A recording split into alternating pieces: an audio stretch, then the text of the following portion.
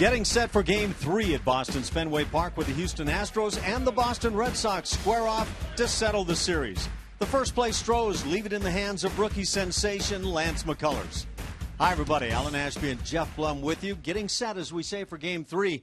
Blummer, I got a little question for you. You got to solve this for me. How did the Astros get 17 hits on Friday night and then yesterday get shut down by the Red Sox? What is it about this game? It's pretty simple. It's called fatigue. They exhausted every effort on that opening night. It took yesterday off, hopefully return to form today. Well, hopefully mojo lasts for pitchers. Lance McCullers goes out to the mound today, and he's been great, and you want to see more of that today. Yeah, did a great job that last time out at home against the Kansas City Royals. Went 7 strong, 6 punch-outs. Really did a good job moving that fastball in and out, setting up that breaking ball, as he calls it, but he did a good job of taking some speed off it, getting a little bit bigger break on that. We'll see it again today. Coming up, Lance makes his Fenway debut today against a Red Sox lineup that's raked the Astros pitching in the first 2 games here in Beantown. Can McCullers beat the Sox off Boston and steal a series win? We'll find out next.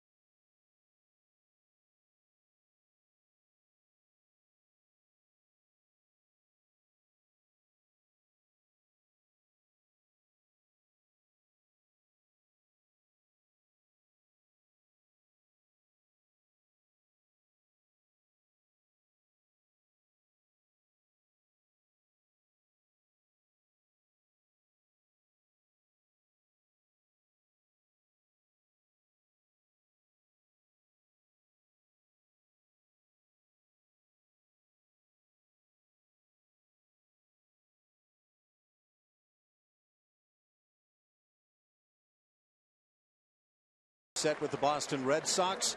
Another packed house likely to show up here again today, and we've got some very good young pitching going on. The Astros 48-35, even with yesterday's loss, the best record in the American League, 1 percentage point better than Kansas City.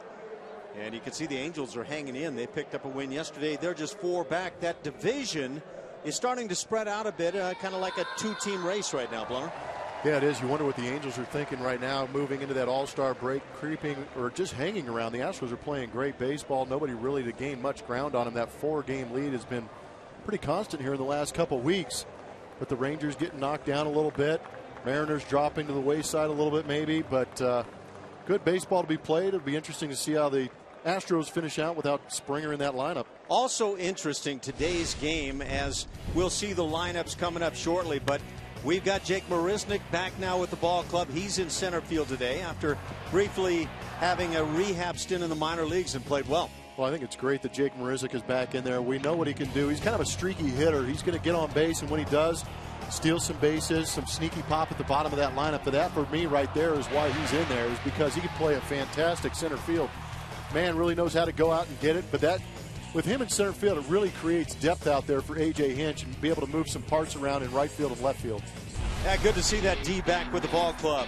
And now the Southwest Airlines starting lineup, brought to you by Southwest Airlines. Today's Astros starting lineup is, again, Jose Altuve in the top spot, followed by Preston Tucker and Carlos Correa. Middle three in the order: Evan Gattis, Luis Valbuena, and Chris Carter. And the bottom three in that order is Marwin Gonzalez, Jason Castro, and Jake Marisnick. And the Astros looking to get hot with the bats once again. For the Boston Red Sox, on the bump, the final game of this three-game series here at Fenway, Eduardo Rodriguez, 22 years old, left-handed. Splitting time between here and Pawtucket, making his 8th start. Doing a good job. He's got a fastball around 94 miles an hour. Likes to go to that changeup in 2-strike counts. Also can back it up with a slider. It's gotten roughed up 2 starts ago against Baltimore. Here in Fenway, went 3 2/3, gave up 6 earned runs. Doesn't walk a lot of guys. Should be interesting to see how the Astros find a way to get to Eduardo and make up for that lack of offense yesterday. Talking to some of the Boston Red Sox people, they are as impressed with Eduardo Rodriguez as most of the Astros folks are with Lance McCullers. So should be one of those days. A couple of youngsters on the mound, great arms. And here we go as the first pitch is a strike taken by Altuve. Jose stands in with a 12-game hitting streak. And a back-and-forth series with the Astros pounding out 12 runs in the opener to win it in 10. And then the Red Sox coming back yesterday, pretty much just shutting down the Astros. Clay Buchholz, very good in his outing. In fact, gave up the shutout bid in the 9th inning. 81 degrees here this afternoon. It's been gorgeous in Boston. A little bit of drizzle yesterday, briefly, and that was it. Just a little bit of moisture. Altuve down on strikes. Check out the defense here at Fenway for Eduardo Rodriguez out there in left field. Alejandro De Aza, Mookie Betts in center. Shane Victorino out there in right field. On the infield, Pablo Sandoval and Xander Bogaerts on the left. Brock Holt at second base. And how about David Ortiz making an appearance at first base for the first time since July 16th of 2005. And Hannigan will be doing the catching. How about that? I wonder if that leather was broken in. Now Preston Tucker gets to see this stuff from Rodriguez. I think Jose Altuve would say initial reports are good looking stuff. Yeah, get it ready. Preston Tucker gets that left-handed bat in there today. Has a good swing as he fouls it back. David Ortiz stays in the news when you're looking at the Red Sox. Way back when. Rookies of the year in 2005. Ryan Howard and Houston Street. Oh, man. Brad and Jennifer broke up. I'm surprised you weren't on top of that, Ash. Yeah, okay. And I know you're upset about Ben Affleck and Jennifer Garner now. Thanks for bringing that up. It's big news here in Boston. You know what? In 10 years from now, that's going to be a note about somebody, about this pitching matchup maybe. Could be. These two multi-Cy Young Award winners faced each other the first time when, yeah. When Jeff Blum went to the gossip column. Yeah. I was feeding off your energy earlier in some of the reports you had. 2-2 the count. Half swing going through his Tucker. So a couple of strikeouts to start the afternoon for Rodriguez. And we are impressed.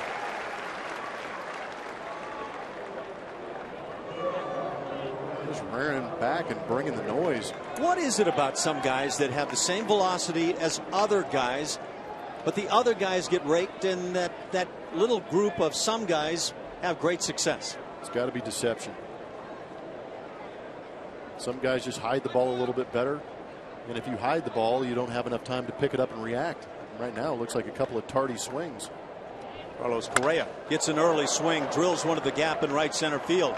And then some guys are just really good. Correa picks up a knock with 2 outs. He's aboard for Evan Gattis. And you get a guy like Carlos Correa just steps up and mashes the first pitch he sees. Pitch is up and in, and he still hit it pretty well the other way. Is there such a thing as being over-talented? Yeah, let's hope not, because I think Carlos would be in that category. Yes. Well, you know, George Springer would be in that category. Can he corral all that talent? We'll see. Pitch gets away from Hannigan and goes to the backstop. Into second base is Correa, and likely a pass ball. And it would seem that Hannigan might have gotten crossed up on that pitch. He just boxed it. He was set up inside. Pitch leaked out over the middle of the plate. Maybe a little funky movement on that pitch. So Correa all of a sudden in scoring position.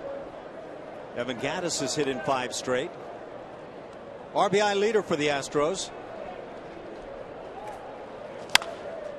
Pops one to the right side. That'll be back to the seats.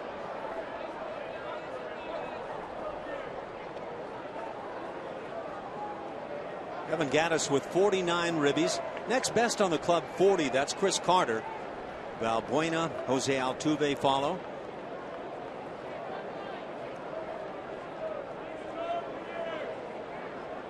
The Astros are 3rd best in the American League in runs scored. 1st in home runs, 1st in stolen bases. Gattis starts the bat and fouls it. Got that pitch he likes up around the bill of the hat. I was just going to say, it's so tempting for him. It's not like he hasn't had success up there.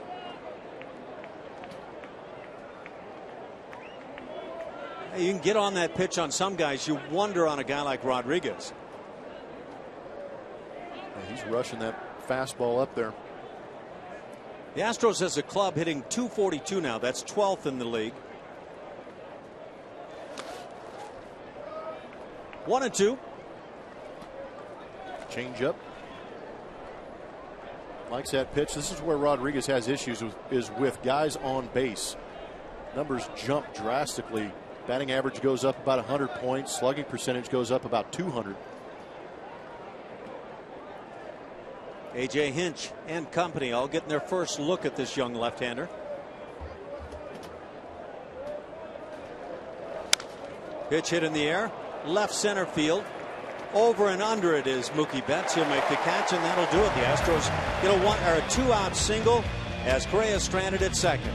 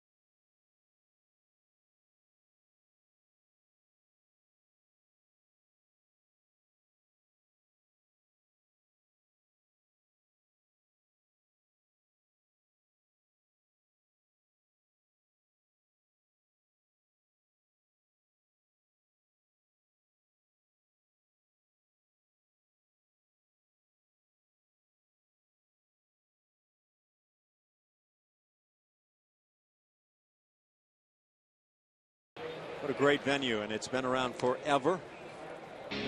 They consider it one of the best in baseball. The Boston Red Sox have their starting lineup with Mookie Betts in the top spot, followed by Rice Product, Brock Holt, Xander Bogaerts hits third. Middle 3 in the order, David Ortiz, Hanley Ramirez, and Pablo Sandoval. And the bottom 3, Shane Victorino, Alejandro De Aza, and Ryan Hannigan. For the Astros, Lance McCullers on the mound. There you get a peek at him. See his numbers on the season. 10th start. whip right around 1. It's interesting. He's first in average against at 187, and his ERA at 2.19 are first among rookies. Actually got some Rookie of the Month votes. The one that eventually went to Carlos Correa of the Houston Astros. I could see those two running neck and neck for a number of months now as McCullers brings the first fastball that's high. 93. He'll push that upward. It's been about as impressive as you want to see a guy. And talk about impressive. Mookie Betts for the Red Sox has been really good as their center fielder. Yeah, I've become a huge fan. He's putting together some great at bats. The RBI numbers for me, 41 out of that leadoff spot. He's also got 9 home runs, so he's a guy that might hit you around 20 as a leadoff hitter, hitting in the 280s and getting on base at 332. Plays center field very well. You look at the Red Sox on the field, taking away their pitching. They look like they could be a contending club. Their pitching has not been good. John Farrell managed a World Series championship in his first year with the Red Sox, and then he managed a last place club last year. And he would like to see this team turn it around. They have steadily been in last place this year in the American League East. They're 7 back of New York, the leaders in the East. And the fastball is inside, so it's a walk to Betts. And that's how the afternoon starts for Lance McCullers. On defense for the Houston Astros, you are going to see Evan Gattis out there in left field. Jake Marizic back in center field, activated today. Preston Tucker again in right field. Luis Valbuena at third. Carlos Correa at short. Marwin Gonzalez will be playing second base with Altuve DHing. Chris Carter back at first base, and Jason Castro doing the receiving with Lance McCullers. Mookie Betts runs well. The throwing game from Jason Castro has been very good. And the Red Sox have run successfully this year. They don't run nearly as much as the Astros. One pumped right through, taken for a strike. Red Sox have stolen 34, caught 14 times. And Betts is the leader in that running game. 13 stolen bases in 17 tries. Valbuena drawn in third base side as the pitch is away. It's a rare changeup from Lance. Last outing pitched predominantly with that fastball curveball mix. Red Sox are 6th in the league in hitting at 256. A notch better in on-base percentage. They're 5th. And now 2-1. Corners are tight to start the afternoon. Home plate umpire Clint Fagan. It's Laz Diaz at first. Corey Blazer at second. Down to third, Chris Guccione. So it would appear anyway at the beginning that the ball is going to have to find some part of the plate. 2-2 now on Brock Holt, a guy who has just owned Houston pitching through the years.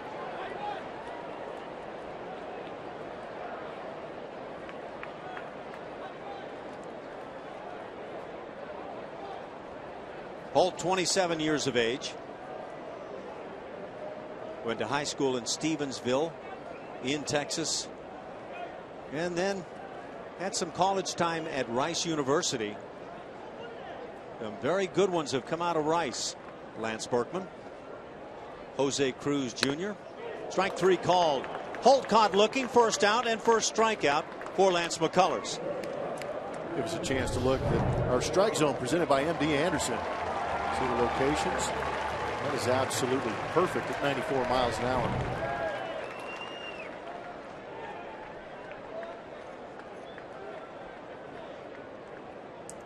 Brings up Xander Bogaerts. Part of that trio at the top of this order for the Red Sox, youngsters who are playing really well. Slider in there for a strike. Looks like a slider. He calls it his breaking ball. He's got a variety of breaking balls that he'll throw from that one pitch that Jason Castro will put down.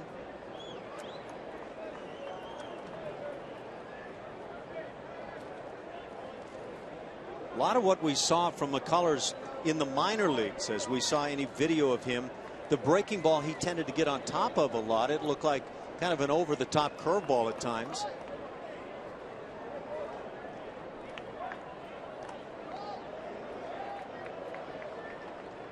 Chris Carter over at first base today.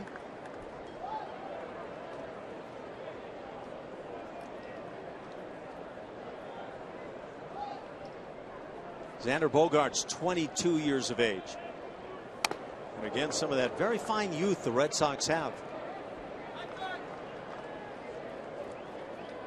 I think it's fair to say on the field they're what seems to be a more impressive club than the outright standings would say, at 38 and 45 for Boston. Dustin Pedroia on the shelf. That's right. David Ortiz having a subpar year by his standards. Well, Dustin Pedroia, who you bring up, was hitting over 300 when he went out with the hamstring injury. So you know they want him back. He's been the leader of this club for some time now. That'll push Brock Holt elsewhere, and I don't know where that fits on this Red Sox club. In the past, it's maybe third base, but now they've got the Panda down there.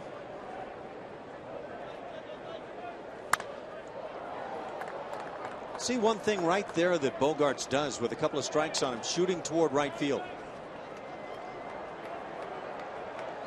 In the first two games of this series, it really seems as if he's trying to take that fastball the other way. And we've seen him get a couple of nasty breaking balls, but able to hook them. Bogaerts hails from Aruba.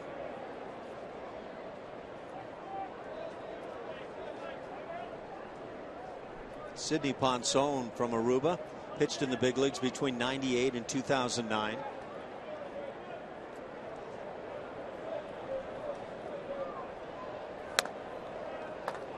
One and two the count. 97. Now the gas is starting to come toward the plate.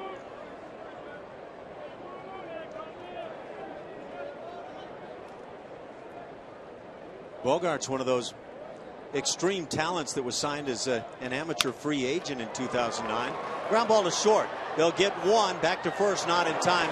Too much speed from Bogaerts to get the double play. Two down on the fielder's choice. Bogaerts at first for David Ortiz. Yeah, ball not hit hard enough. Marwin actually did a good job of hanging in there trying to turn that double play.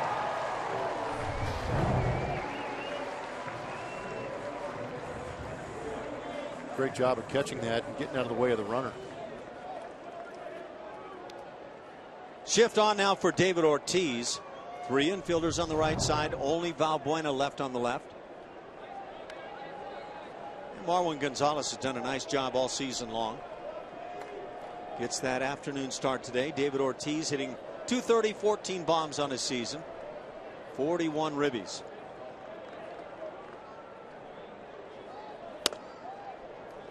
That's well spotted at 96.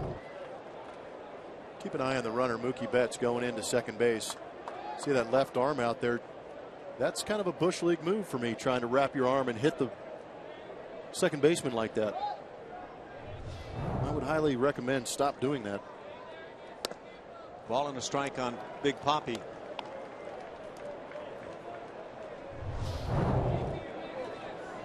See Marwin maybe mentioning you want to stop doing that, kid. Would you anticipate repercussions? I think you give the young man in Mookie Betts an opportunity to maybe apologize and redeem himself on the next slide into second base, but that's something that needs to stop now because there's no need for that at this level. It's just there's an unspoken respect between guys. Yes, you want to go in there and take somebody out at second base, but you don't need to do anything extra to try and break up that double play. David Ortiz now 39 years of age. And you wonder at some point it has to start showing. Maybe it's now.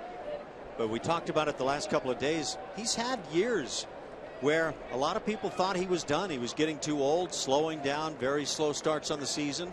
And yet he has come around and played well when it's all said and done.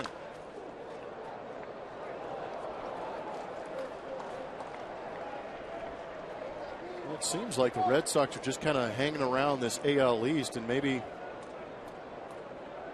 Waiting for this man right here to start carrying him a little bit. But like you said, the pitching staff needs to pick it up too. Red Sox have a couple of more team options on David Ortiz next year and the following.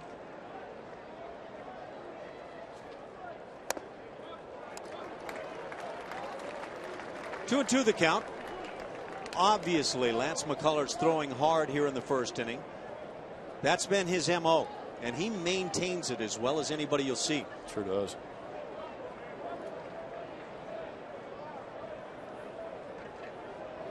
Ideal day for a ball game here in Boston. Ortiz asks for and receives timeout.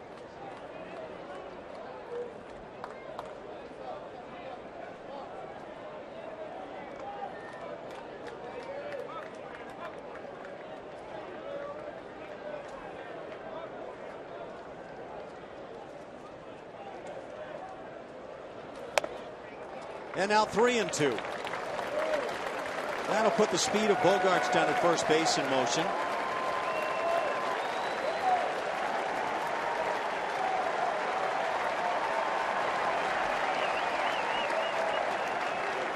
Yeah, this should be a really good one this afternoon with these two fine young pitchers on the mound. And now calling timeout to make sure that Lance McCullers knows that Chris Carter will not be holding on Xander Bogaerts at first base. Saw Clay Buchholz make a mistake and throw over to first base with the first baseman playing back in yesterday's ninth inning. Got away with it though. The home plate umpire stepped out and said the ball was not in play. We saw otherwise watching replays. Talented pitcher right there. And if the Red Sox don't get back in things by July 31st, might they be inclined to trade him? A tough one to let go. Yeah. Sure looked good yesterday, and he's got all the pitches. Probably be getting phone calls from everybody in the American League West. Yeah. Considering how well he's pitched against the Astros. Well, you have to believe the Red Sox would not consider dealing any of their good players onto the Yankees or the Blue Jays. Tampa Bay, for that matter. They've been right there in the thick of things this year. Baltimore, the team that won the East last year. 3-2 pitch. Got him swinging. High cheese blown on by. A couple of strikeouts in the inning as McCullers and Rodriguez are dealing through one.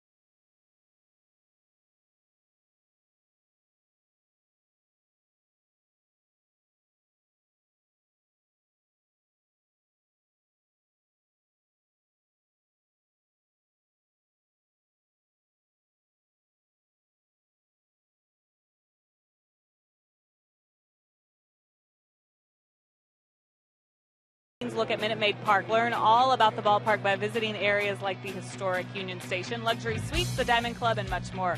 For more info, visit astros.com/tours or call 713-259-8996 to schedule your tour today. If you're ever in Boston, make sure you get a tour of Fenway Park and come check out the green monster seats where I'm standing right now. This has got to be the best view in the house. The monster 37 feet and 2 inches high, about 310 from home plate out here. And, of course, a target for right-handed hitters. Check these guys out, though. I don't know if you saw the Astros fans that are sitting next to me. You can always find some Astros fans on the row. But very cool feature of this ballpark, of course, very historic. The ladder that still hangs on the monster, a very cool part of this ballpark, guys. And Julia, don't forget about the left-hand hitters like Luis Valbuena, for example. Would like it too. Yeah, he's done very well hitting home runs to left field. Don't fall off that wall area there. Oh my! We understand. We understand it's way up there in the air. It's way up here. And Ash, how tall do you think this thing really is? I think it's like 137 feet high. Wow. What if we put it on home plate? Where do you think it would fall? You're saying if you put that wall at home plate perpendicular to the rubber and home plate, I think it's got to drop out there between the mound and maybe second base. That would be correct. In Ash's world, yeah. No, right. If it was 137 feet, that would be correct. You know what? We've had that question bantied about for a few years now with a lot of laughs, but all of us included, Julia, and others that we've spoken to, without coming up with the height of the wall, come up with the same answer as the single goes to center field. And Luis Valbuena gets it started, second hit for the Astros, so he's aboard now for Chris Carter, and we'll take a peek at what's going on here. Oldest ballpark in all of Major League Baseball. A lot of quirks. At 420 out there in right field, that's a triples triangle out there. There's Ash's green monster, 37 feet 2 inches out there, all the way to center field. And varying heights out there. And what happens if you do lay it down? It only gets about halfway there, Ash. I don't know what you're looking at. So you're saying that little gap between home plate and the 37-foot mark is all the height of that wall is? According to scientific measurements. I say pure nonsense. So, yeah. Well, we all know it's true. I mean, if they've measured that wall correctly at 37 feet, that would be true. But everybody that comes here to Fenway and looks at it, and without sizing up the 37 feet and all that sort of thing, will look and say, well, it would drop somewhere between the mound and second base. That's the visual you get. No, it's not. Well, don't Julia, do not fall out there from that wall, because that is 137 feet from the ground. It's extremely high. You need a parachute. It's extremely high, guys. But no, but also you have to keep the press box in mind too. You guys are way up there in the press box, so everything looks a little different. Yeah. Well, I think you're even higher out there. So hang on to something, okay? Carter swings through it. He's down on strikes. And the first out here in the second inning. That's 3 strikeouts now for Rodriguez.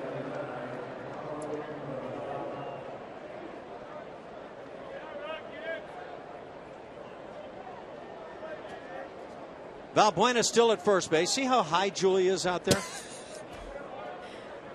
It is high. I will tell you, if you're going to go to Fenway Park, you must get a seat out here. The view is incredible, guys. Even Lance McCullers came out on the first day of the trip and took some pictures from out here. It's something that players even enjoy. It's fantastic. The players love going inside the scoreboard area at the wall and signing their names. It's been a tradition for a long, long time. Marwin Gonzalez at the plate, hitting .240, 5 home runs on the year.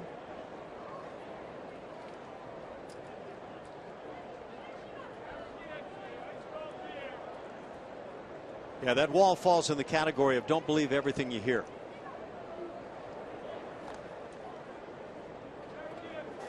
Yeah, Carlos Correa got his chance to go in there yesterday. That's just inside the green monster and right behind where the scoreboard is. And you can see this has not been refurbished in the last month or two. Yeah, there's some old signatures up in there. John Hancock, I think, is in there. Shoot, he's got his own lit up in center field. Yes, he does. Right over the board in center field. So Carlos is trying to find the appropriate spot for his signature. Who's that guy? Julia's in there. She's signed it 3 times already. She signed it 37 times. Yeah. For each foot of the monster. That's a good seat right there. That is I mean, it's a cool ballpark. Is that Manny Ramirez in there working that RoboCam there? Manning used to play a lot shallower. Boy, he should have seen. It's only been about 6-7 years ago. Manning was roaming left field for the Red Sox. And he was playing about, I'm going to say, 40 feet behind the shortstop. Line shot center field. That's a solid base hit. Third hit for Houston. Runners at first and second. One out. And Marwin from that right side has been raking for a while. It is going very well for Marwin. I think that's why he's working in there and giving Altuve his semi-day off in that DH spot, because he has been swinging the bat. You want to get him in there and get him those swings. We've seen him get on top of some good fastballs. Well, that's good. Played a solid defense. Heck of a backup infielder for the Astros. It brings up Jason Castro. And you wonder, is Rodriguez one of those left-handers that can just give left-hand hitters fits?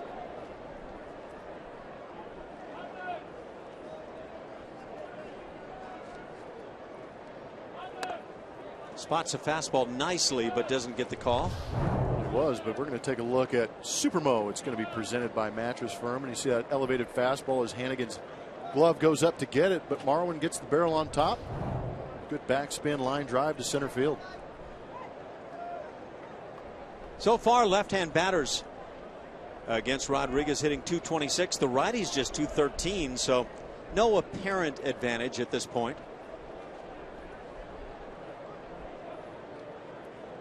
A lot of people will say that that green monster out there that we keep talking about is what turned David Ortiz around.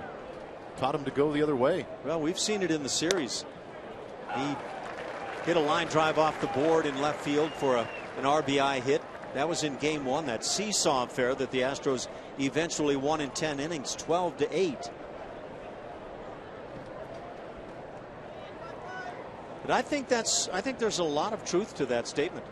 You teach that left-hand hitter that's become a pull, kind of try to yank everything hitter, turn him into the guy that sees the whole field, and that kind of strength added to it, and great chance to be a heck of a hitter.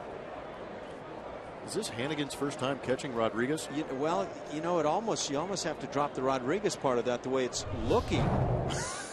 Rodriguez must have some sailing. Look at that thing. You look at it.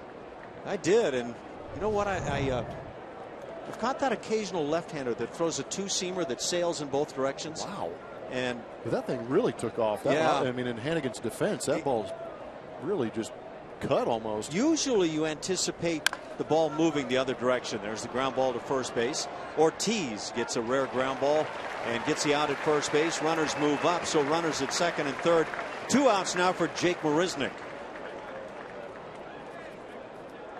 Yeah, you know, when you're playing catch with a guy before the game, you get a brand new pearl and they throw a two-seamer at you and it sails both directions. It just catches a seam and takes off.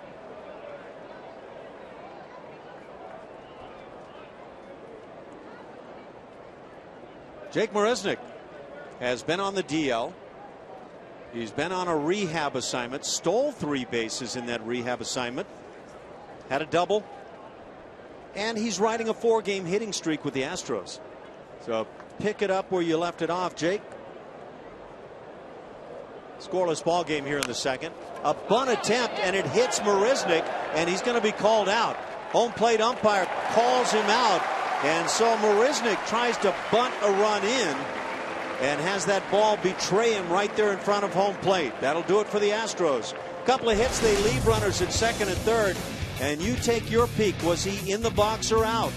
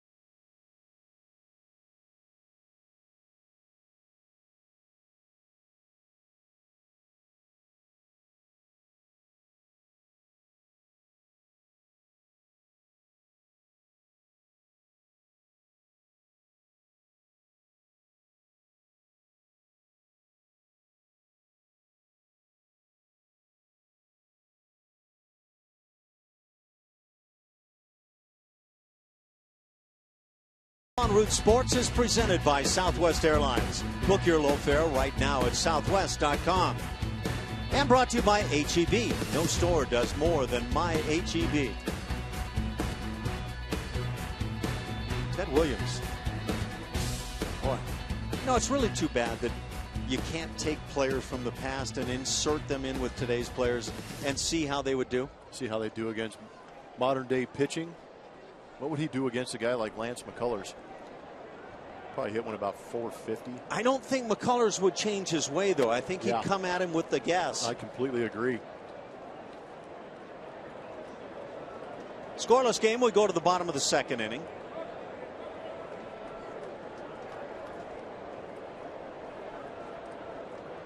Five-hitter Hanley Ramirez at the plate. He's the DH today. He's been in left field the first couple of games of the series. And again, David Ortiz today getting a very rare start down at first base with the leather. Just another Red Sox that goes out there and crushes Astro pitching. Talked about Brock Holt. Yeah, David Ortiz, Dustin Pedroia. We don't have Brock Holt on that list. He probably doesn't qualify yet, but a guy that's hitting 400-ish through his career against the Astros. 2 balls and a strike now on Hanley Ramirez.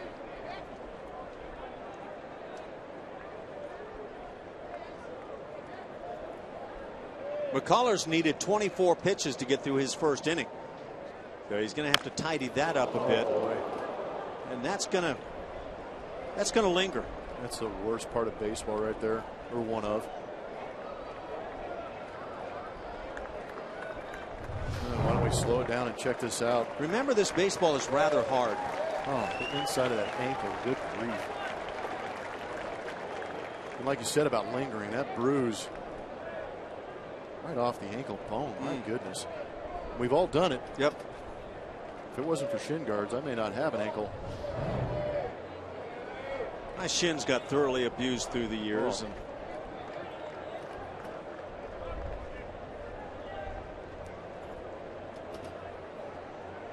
two and two the count on Hanley. As a catcher, did you ever call a pitch right back in there to see if he'd do it again? Oh, absolutely. And I knew guys did to me too. Yep.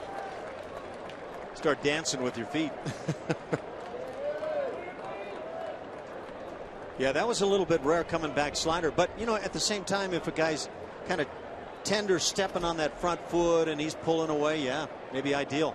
Kind of leaking out so you don't get blown up again and then throw that slider away, get a swing and miss, but right back in the kitchen. All right. Where's the inside corner? Hanley Ramirez draws the walk. Castro's asking the same question because that was a great pitch.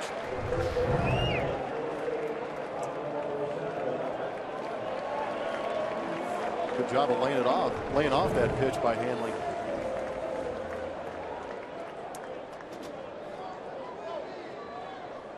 Let's take a look at Jake Marisnick as the top of the first inning or second inning ended. Excuse me. See, that ball actually hits him, and Jake has not established being out of the box yet. I think if that were reviewed, that would get turned around. He's got Velcro on the front of his uniform. Ground ball up the middle, out of the reach of Marwin Gonzalez, streaking for third, and being tagged out is Hanley Ramirez. Welcome back, Jake Marisnick. He's got a heck of an arm and he's accurate in center. Kind of saw that unfolding from up here. I saw Hanley make the turn. I kind of questioned it, but Jake Marisnick is very aggressive, attacking the ground ball and the fly ball, puts himself in great positions to make throws. But watch the way he rounds this ball coming through it and throws an absolute laser to third base, and Hanley out easy. Yeah, I've come to conclude in the last month or so, watching some pregame drills the Astros have had at home, Jake Marisnick can really throw among center fielders, and maybe the best in the game right now. Most of the great arms are in right field. One out, a man at second base. That's Sandoval, who had the base hit. Brings up Shane Victorino. 7-game hitting streak.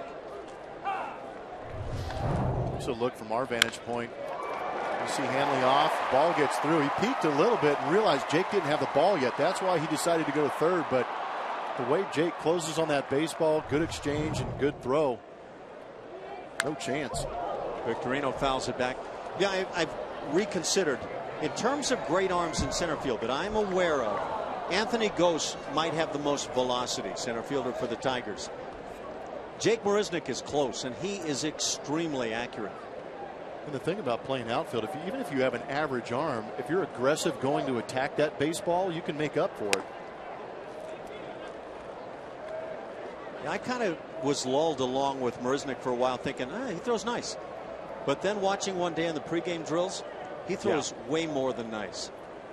And as a third base coach, that's what you're looking at the scouting reports for. You're trying to see, yes, arm strength, but that's, at the same time, you want to see how they go get the baseball. Fly ball shallow in right field. Tucker playing shallow makes the catch.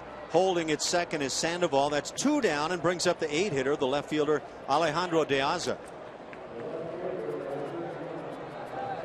Well, you're dead on, and I don't know if you've ever done any third base coaching. I have. The one thing that you absolutely must know is, does the outfielder charge, pick it up, and ready to gun? And then what does he do that follows? But everything that sets up with Jake Marisnick says he plays it perfectly in center field.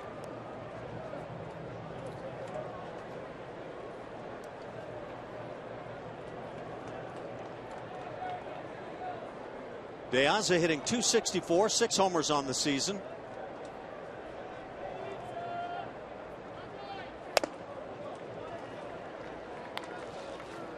Well, as advertised, Lance McCullers throwing hard this afternoon, scuffling a bit with command of the strike zone.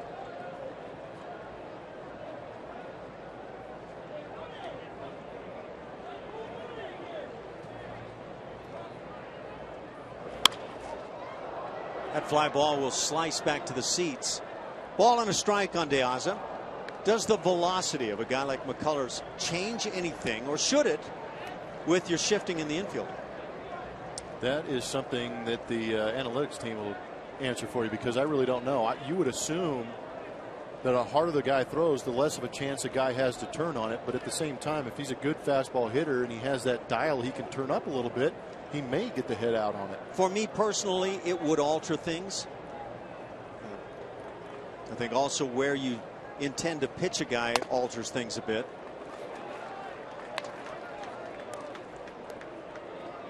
Lance McCullers in that, the velocity with all the pitches. Yeah, the interesting number obviously is the fastball, pitching consistently at that velocity. But how about the changeup, almost 90 miles an hour on that? And he throws some at 90, 91 miles an hour.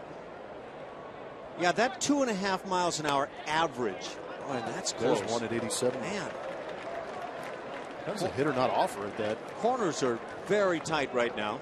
But that from 92, the major league average fastball, to 94.5 as an average, and I would say McCullers is more often than not above that. That's a big 2.5 miles per hour for a hitter.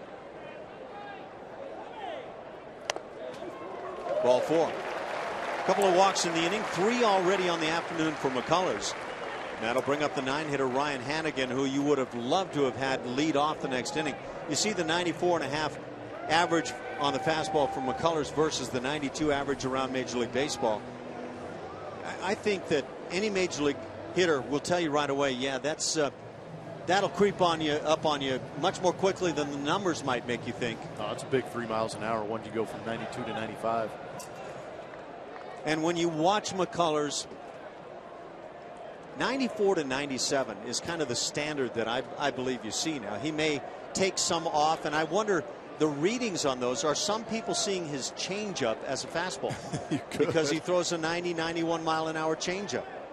And that could factor into that 94.5 mile an hour average. There's a little bit of an edge. Again, that's Clint Fagan behind the plate today. Yeah, I think you could easily misread some of the changeups for fastballs.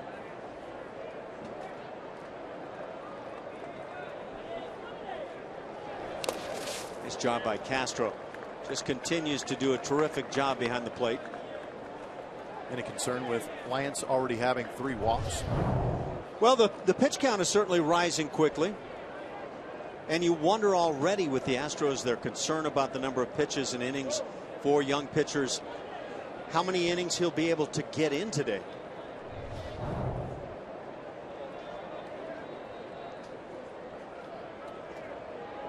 I'd love to have that conversation with some pitchers through the years that I have played with.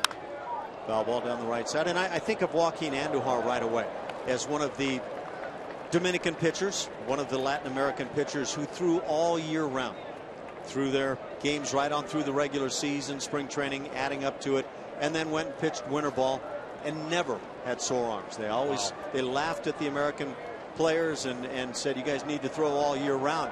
You're just not throwing enough. Wow. And I wonder if there's something to that. 1-2 the count on Hannigan.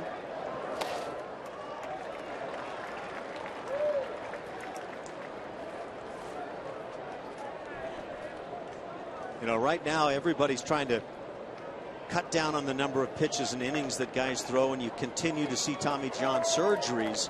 Might we someday turn things around and maybe look in the other direction? I don't know. For the moment, the evidence points that you want to cut down on the number of throws. And now 3-2. Tell you what, you figured out that recipe, you're not going to be sitting up here for long. You're going to be on a beach in Mexico somewhere, reaping the benefits of figuring that out. You find me the beach, I'll see if I can come up with the numbers. Man. But again, you go back 25, 35, 40 years, and you can find a lot of the guys who just laughed at the notion that Americans would go home and rest their arms during the offseason. Runners go, the pitch lined, and that's a hit down the right field side. Tucker will cut it off.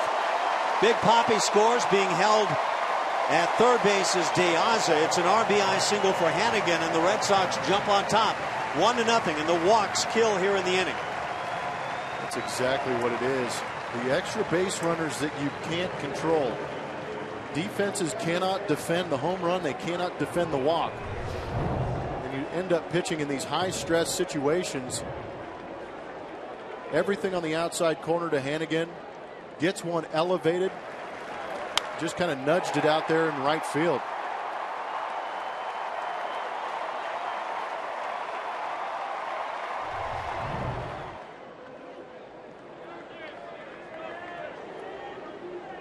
So back to the top of the batting order. Mookie Betts at the plate. He drew a walk in the first inning.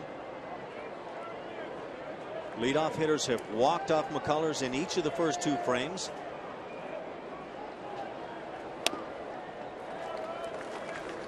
And you could say, well, McCullers appears to be shooting at the corners, and he does. All pitchers tend to work that way. The corners are tight for the moment.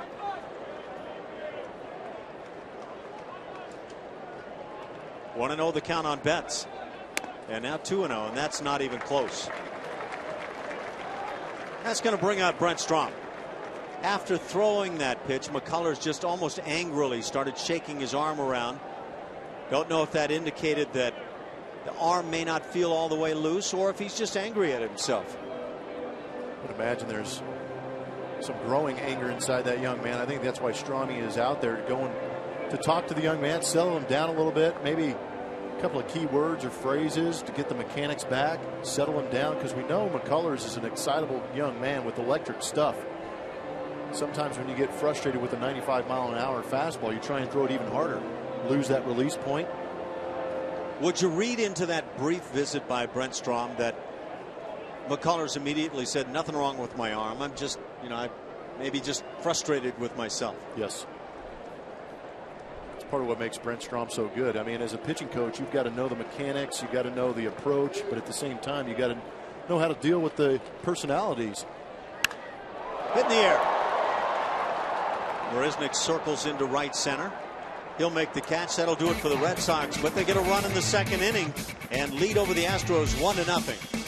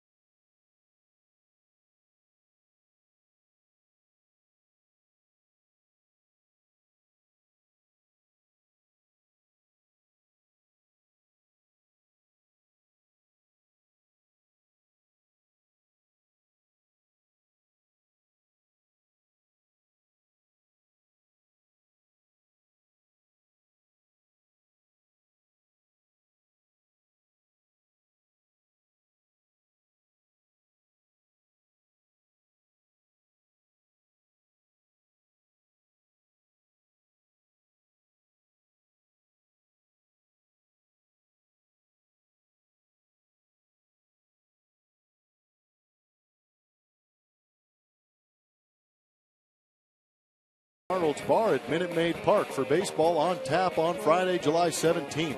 Baseball on Tap kicks off at 4:30 p.m. and features a beer tasting, live music, and a souvenir Astros pint glass to the first 500 fans in attendance with an event ticket. For more information, call 1-877-9-ASTROS or visit astros.com/baseball-on-tap. Was it me, or did it seem that you started to speed up there at the end? It was downhill read right there. Hot tamales. These guys are good. Sun's out, guns out for that confused fan. Speaking of guns, Lance McCullers has shot 49 pitches already to get through 2 innings. It's a lot of bullets. 1-0 Red Sox, top of the order here in the third for Houston. Jose Altuve stands in, followed by Preston Tucker and Carlos Correa.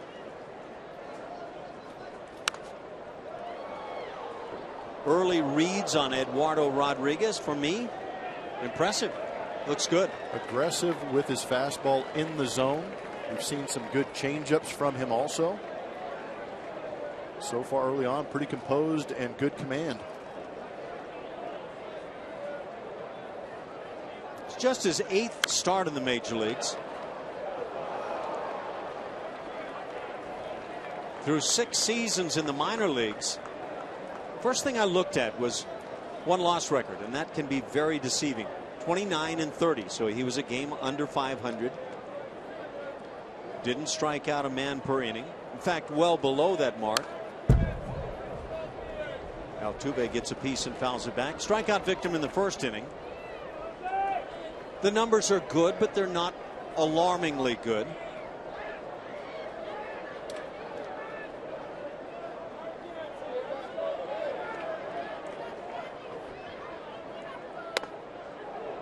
Strike 3 called all of a sudden. Maybe a minute expansion of the strike zone. Second time Altuve has struck out. That's 4 for Rodriguez.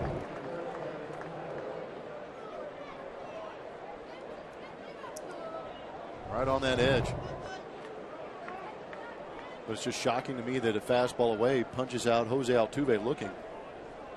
Yeah, generally swinging at pitches well off of that mark. Preston Tucker also struck out in the first inning. 0 for his last 8 now. Takes away. It's a good corner.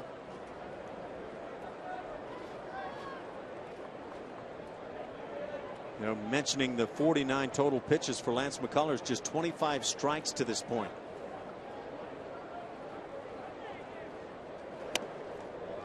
Boy. All right. Got to get it up by that centimeter, and then you'll get that call. Glenn Fagan is enforcing the actual strike zone. It's 2-1 now on Preston Tucker. Hitting .240 on the season. Preston has 4 long balls. 2 of those as a pinch hitter. Those were the first 2 along the way.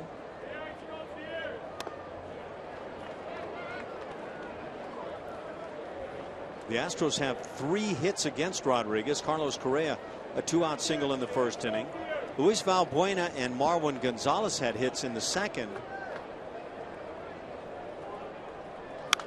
Good swing, but the foul ball is the result, and now 3-2 on Tucker. Jake Marisnick tried to bunt with 2 outs and runners at second and third, and that bunt stayed right in front of him, caught him on the leg. It appeared in the replay that Jake still had a foot in the batter's box. And in my opinion, it should have been called a foul ball at that point. Line drive left center field. It hangs up as Betts comes on, and 2 down in the third.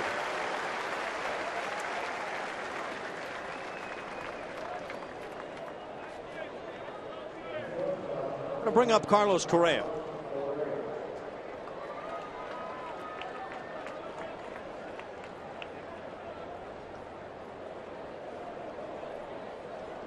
And so far in the major leagues for Eduardo Rodriguez in the 7 starts, he's striking out just under 8 per 9 innings. Got a nice low whip at 1.1.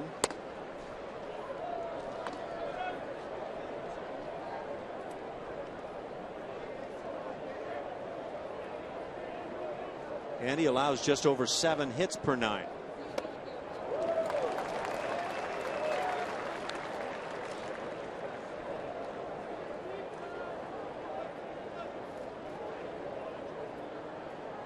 That base hit by Correa in the first inning, shot out into right center field. Stays on the baseball so well.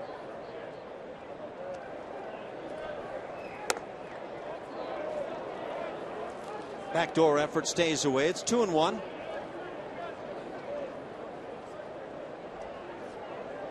Got some other games underway. The Toronto Blue Jays are in Detroit, leading over the Tigers 1-0 in the fourth.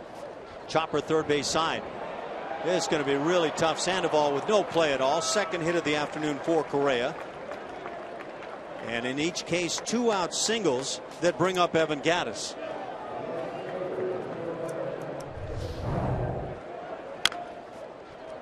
Good hustle from the young man. We know the wheels are there, but when you can sniff a hit, you'll be running extra hard.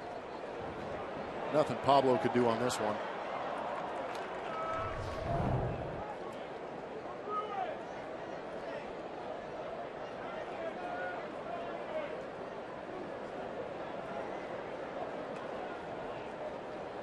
We know that Carlos can run and likes to run, but the first pitch popped up on the left side of the infield. It's the shortstop Bogarts. He'll make the catch. That'll do it. No runs a hit. The single by Correa. He's stranded. We've played 2.5, and the Red Sox have the early 1-0 lead.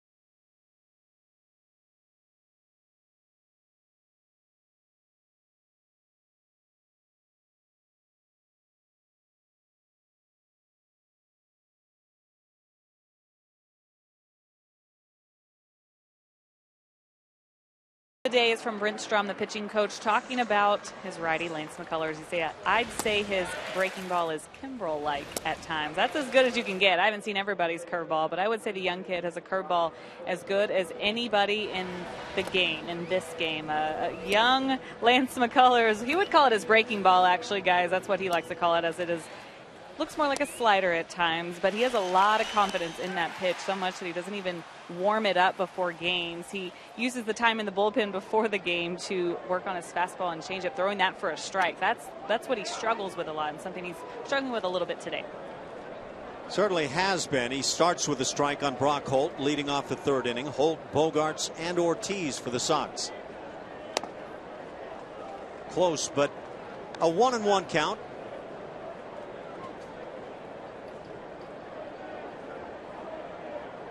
Brock Holt this year in day games hitting .360. 295 overall. Left-hand hitter all the way. Swings on the fastball inside. Was it? Well, 92 miles an hour. It could be a changeup that he yanked. You know what? Some of the You're swings right. we're seeing are a little bit delayed on it. You are very right there. That's the crazy thing about that arm of Lance McCullers. With Holt striking out in the first inning, caught looking, that lifetime batting average has dipped precariously below 400 against Houston. See, that's a fastball grip, wasn't it? It appeared to be. It almost looked like he had 3 fingers up there. That's a tough read. But yeah, I would say fastball. There's that breaking ball Julia was just talking about, grounded foul. I think what McCullers does, and I would agree as a catcher, as long as you know fastballs or curveball slider, you can handle it. It really doesn't matter. Yeah. So that gives McCullers the leeway to throw it the way he wants without having to shake off extra times. You get your breaking ball, you throw it the way you want. I can see a lot of logic to that.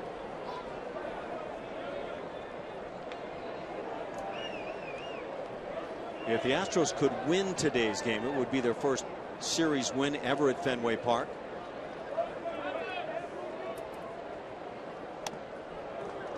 Very close, but missing. And now a 3-2 count.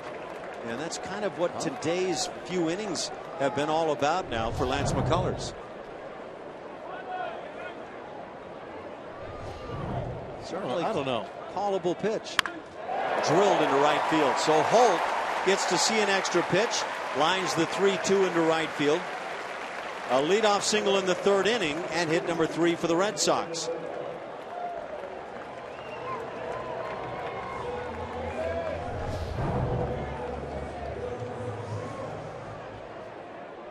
Lance, knowing he can't go to that bottom part of the zone, had to elevate. Like you said, Ash, one more chance to see the fastball, gets the head out in a count that he knows he's going to get the heater. Holt might be right back at that 400 mark lifetime against Houston. He has really killed the club. Bogarts at the plate. And McCullers, you can see he's frustrated right now. Bogarts grounded into a fielder's choice in the first. Red Sox got their run in the 2nd inning. A 2-out walk with a man aboard to De Aza set up a single by Ryan Hannigan to drive in that run. Brent Strom, no doubt trying everything to settle down his young right-hander and help him find the strike zone, but sometimes it is so elusive. It's part of the growing process. Kind of like a rookie hitter that expands his zone, swinging it too many pitches, getting himself out instead of being patient, waiting for the ball to come to him. Lance McCullers, in turn, is trying to force the ball into the strike zone and losing that release point. You know, we all get impressions of players at different times. An initial impression that I have of Xander Bogaerts as I see him shooting toward right field a lot of the time is this kid's going to be really good. He looks like he's figured out that notion of staying on the baseball and seeing it, as you talk about a lot of times, seeing it as long as possible.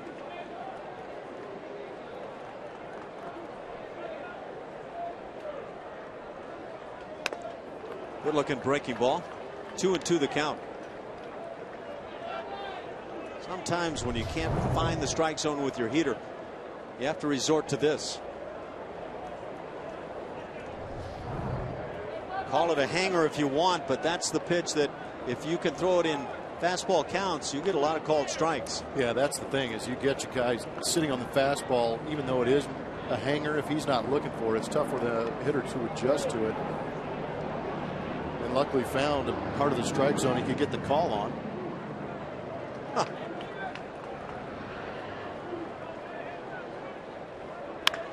Hit sharply off the glove and body of Correa. He'll fire to first, not in time. Nice job there by Carter as he keeps the ball in front. Near impossible play for Correa. Ball smoked.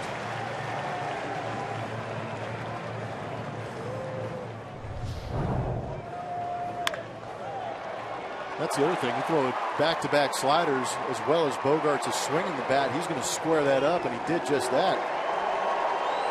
That was a bullet right at Carlos Correa. If he comes up with that, that's pure good fortune. And if you're wondering why his backside was facing the baseball, sometimes when you see a ball hit that hard, your initial reaction is to move just as quickly as the ball is hit. And he crossed over and got himself in a tough spot because the ball was hit so hard. Back-to-back hits by Holt and Bogarts. Red Sox threatening here in the third inning. It is a base hit. David Ortiz at the plate. Struck out to end the first inning.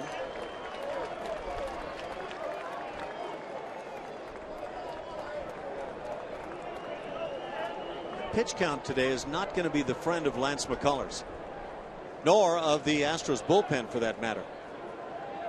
It's been a rough series for Astros pitchers. Saw the entire bullpen be used Friday night here.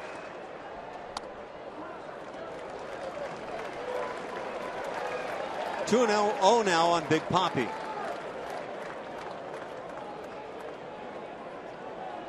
Astros already down a run. This is one of those innings where you've got to find a way to magically get out of it. Good double play candidate right here. Just a matter of getting him to hit the ball on the ground. 2-1 now on Ortiz.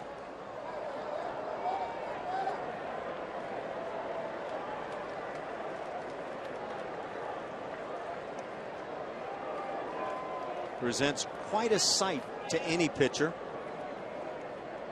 Ortiz 0 for 3 in yesterday's game. A couple of walks. In the opener, he was 2 for 3. Also drew a pair of walks, so he's walked 4 times here in the series.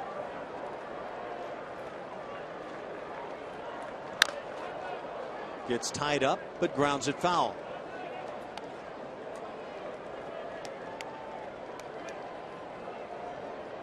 Good pitch and a 2-1 count. We are a couple of games into the actual second half of the season. After the first half, 81 games, the Astros were 47-34. Their best record at the midway point since back in 1999.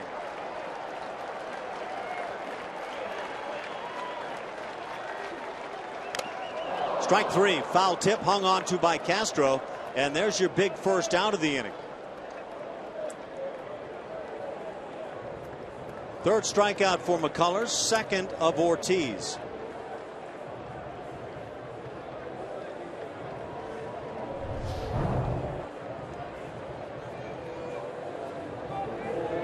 Great pitch, good depth.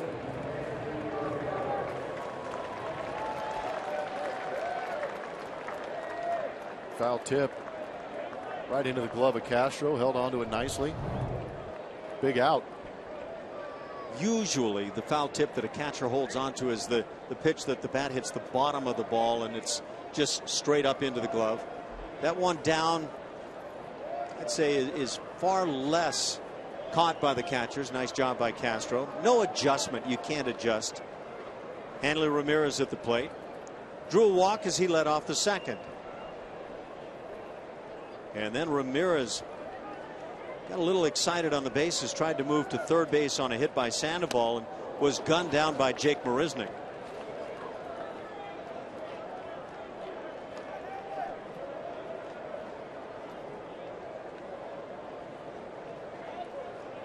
"69 pitches. How many pitches are the Astros going to allow McCullers to go today? Of course, some of it has to come down to how far you want to go with your bullpen on a given afternoon.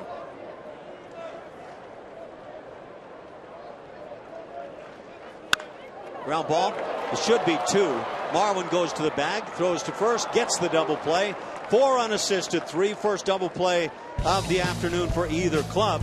And McCullers does get out of the third.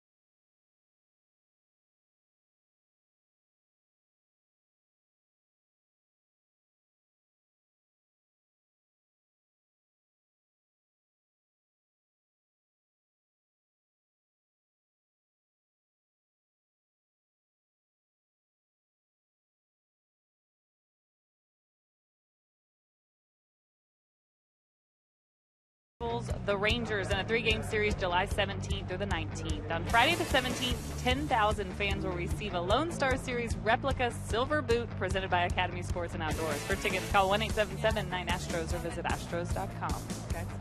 Thank you, Julia. I hope Julia's gotten safely down from that green monster in left field.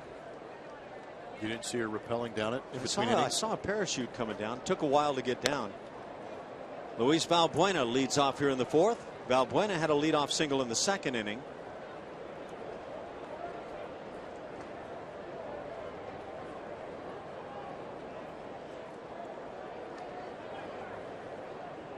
Each team with 4 hits. Red Sox with the day's only run. Ball and a strike on Valbuena with that base hit, now hitting .204. So he's gotten off temporarily anyway of that internet, the dreaded, not the internet, the interstate, excuse me. None of us can get off the internet.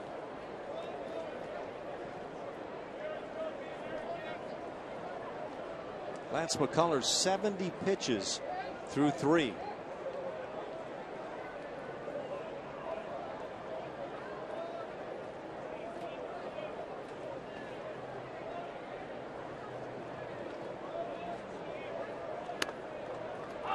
Strike called on the outside edge.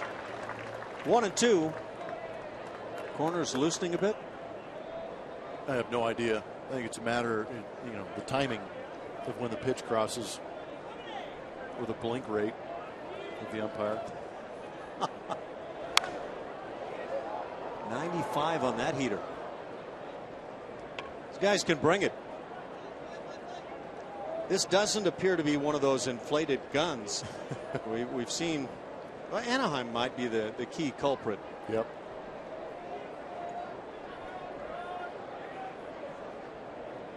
Valbuena went 0 for 3 yesterday. Had a couple of hits in the opener. 2 of the Astros, 17 in that one.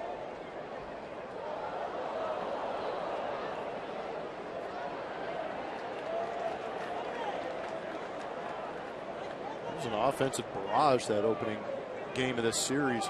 Just went back and forth, both too. sides, yeah. Every time you'd think that, looking at it from the Astros perspective, that, oh yeah, you're right where you want to be, the Red Sox would come right back. And now 3-2.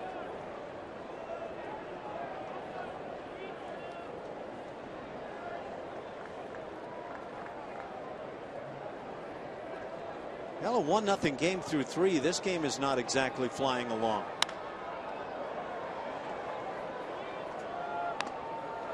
Nice catch by a young fan down the left field side. I think he surprised himself. He's awfully excited. A couple of skippers that would love to get today's victory. The Astros want to keep on the winning ways, and the Boston Red Sox simply need W's right about now. Red Sox just 18-21 at home. The Astros have the best home record in the American League. They are 28-16 at Minute Maid Park. Well, Buena's taking some decent hacks off of Rodriguez here.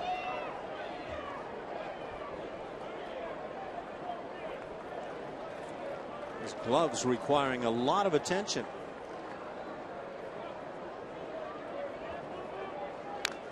And gets a piece again of the fastball at the knees.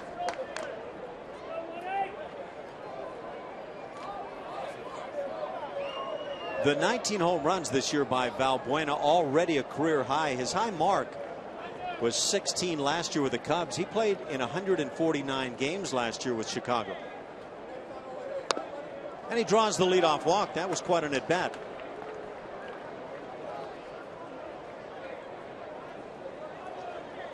Nobody out for Chris Carter. Strikeout victim in the 2nd. Rodriguez has punched out 4.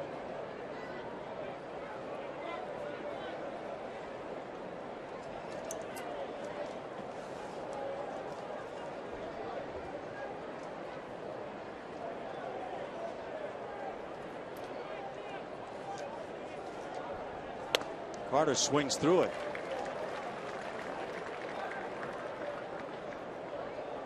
Crazy game just when you think you're starting to put it together.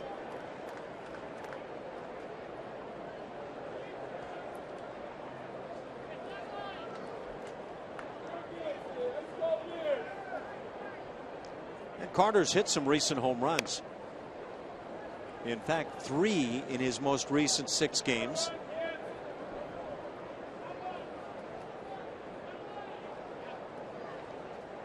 Batting average has dipped back under that 200 mark. He's at 196.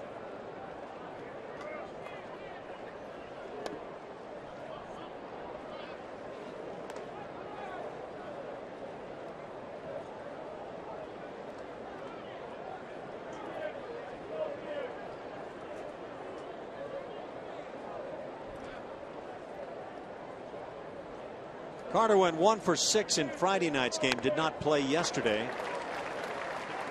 And now the count even at 2-2. Of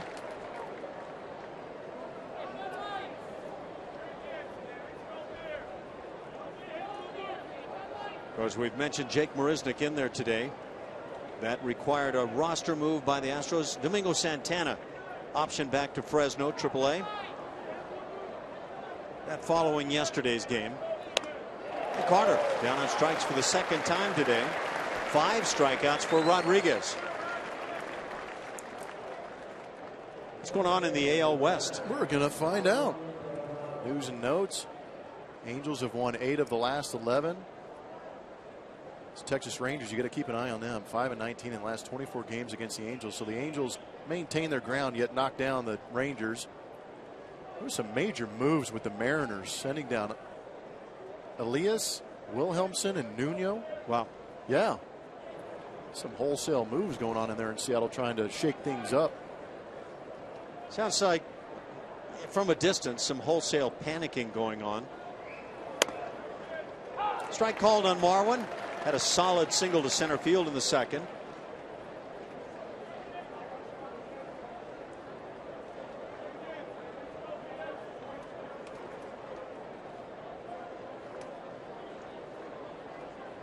.244 that batting average. Marwin has turned a double play on the afternoon.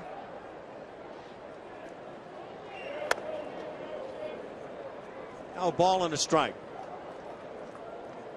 For the moment, neither pitcher particularly sharp.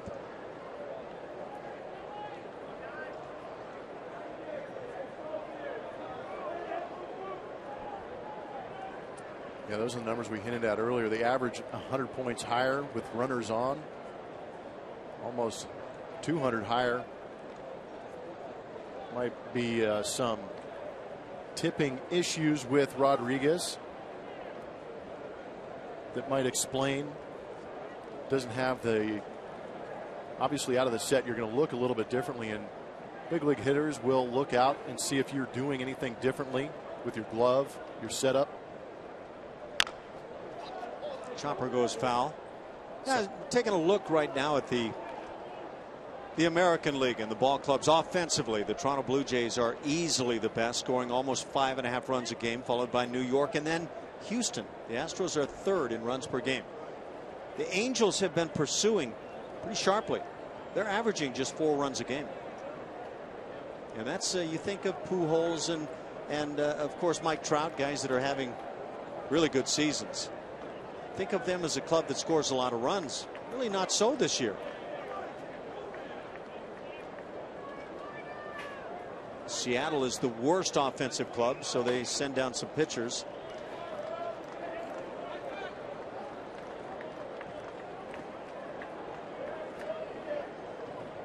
Now you talk about the bottom feeders in terms of runs per game scored this year.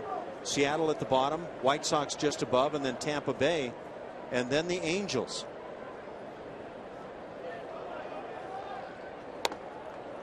Just below the knees. Marwin stays alive on a close pitch. And now another full count. We've seen a bunch here this afternoon.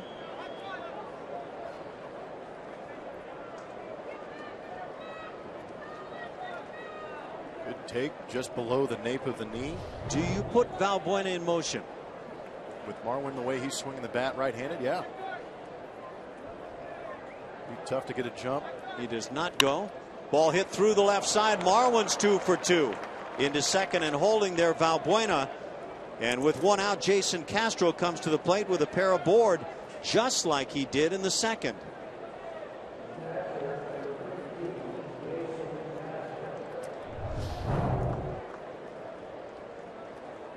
swinging the bat well again, up in the zone, but able to get his hands above it, drive down through it, find that hole in the infield. You know, for the time being, Marwin is a guy that is really tough to keep out of the lineup against left-handers.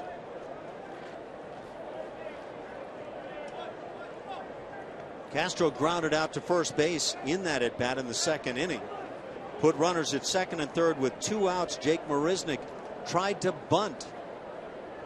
And that ball kicked up, hit him in the leg. He was called out for interference.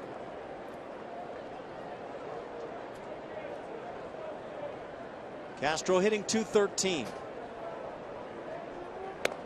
Oh, that's a good looking slider.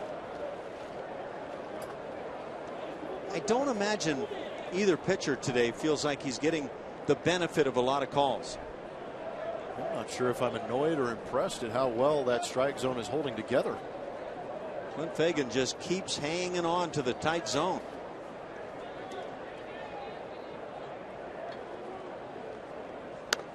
That slider finds plenty of plate.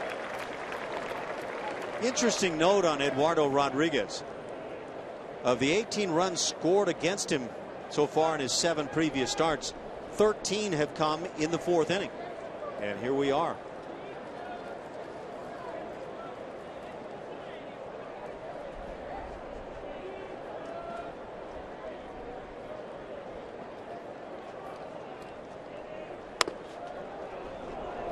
And away. Hannigan really wanted this pitch. Thought that pitch was obviously up and off the plate, but he holds it there just to make sure that Blazer makes the right call.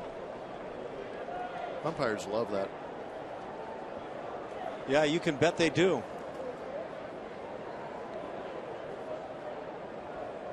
Sorry, Clint Fagan behind home plate. Walter Hagen still playing golf somewhere.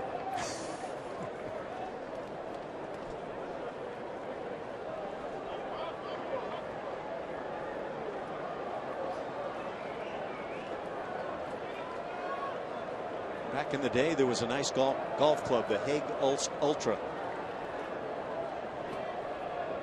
Was it a cigarette? What'd you say? You're not even trying. We're in the 4th inning. 1-0 Red Sox lead it. Castro swings through it, and now a full count.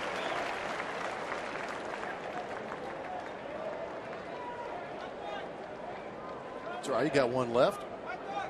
Jason Castro, you got to force Rodriguez into that strike zone, a 3-2 count. Runner in scoring position.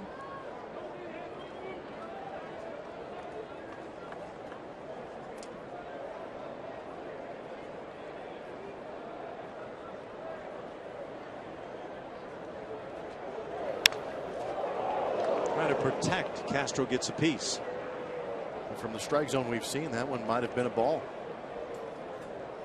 It's tough, though, when you get in that 3-2 count. You do not want to get rung up looking with the runner in scoring position.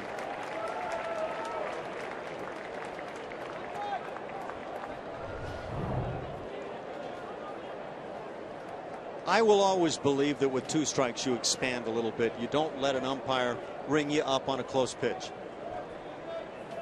There are others who apparently believe otherwise.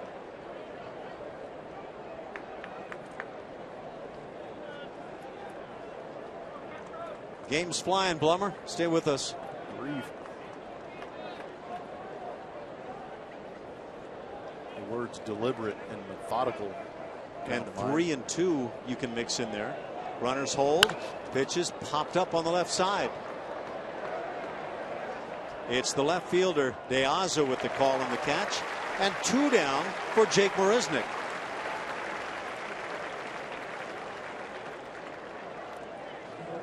Houston Methodist helps us get to know Jake Marisnick. Good book, Lone Survivor. I have to ask him if he saw the movie too. One quality from another player, of course, Springer's dancing ability. He's a big Cure fan, I guess, for karaoke. Enlighten me. I can't. Well, I've heard you sing plenty. By the way, for those viewing right now, Jeff Blum can really sing, and he's get ready for it. Yeah. You going to sing in the 8th today? Only Sweet Caroline today. You and Julia, a little duet in the 8th inning, right? Make sure and not leave those TV sets at home, as we have got some music coming your way in the 8th inning. It is some kind of special. 1-0 the count on Marisnick.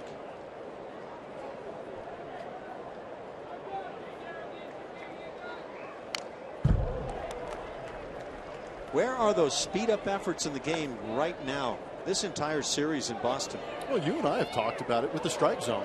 You expand just a little bit off the edges for the strike zone. Well, that's what they were supposed to do, is get the height in the strike zone. And we saw early on in the year the lower part of the zone was being called pretty frequently.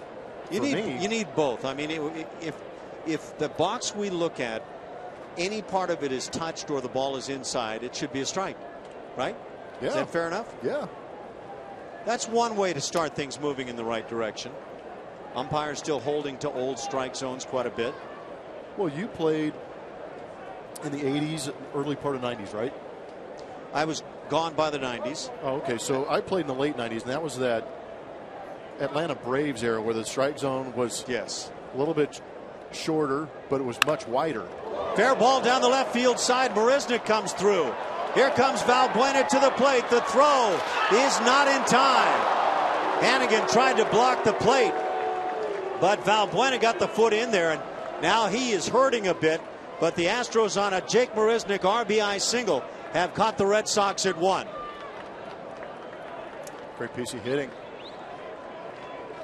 Valbuena just made extremely hard contact with Ryan Hannigan's shin guard. It's not fair when one guy has the shin guards and the other guy doesn't. Leads to those shin burgers. But a great piece of hitting, lacing this ball inside that bag on the third baseline. But again, Xander Bogaerts, home field advantage, knows that ball is going to kick off, makes a great throw to home. Just a great slide.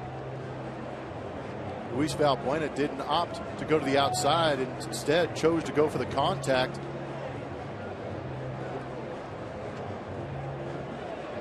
Paid the price for it. Did you notice that bat laying out there? And I don't know if that impacted Valbuena at all, but it's quite an effort on his part. And as you say, solid performance there by Jake Marisnick. And a second welcome back on the afternoon.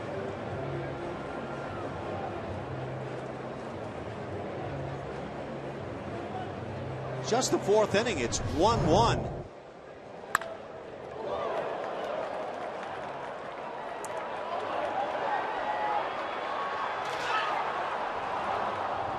Yeah, that shin of Valbuena is going to be aching. That's the extent of the collisions you're going to see at home plate these days. Yeah. You know, that was a really nice job by Bogaerts, knowing that left field area there where the ball kicks out and getting back to make a throw.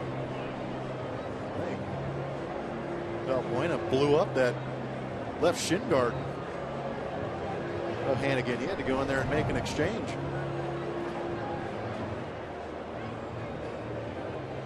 Red Sox meet at the mound. Pitching coach Carl Willis out there for a lengthy stay. Though the action has been very slow in coming, there has been some good action. Yeah, when the ball's been put in play. Yeah, that's the key for me. If you get the ball put in play, you get some baseball being played. Just fantastic stuff. Something about this ballpark. Yeah, it feels like you're always watching this kind of game here.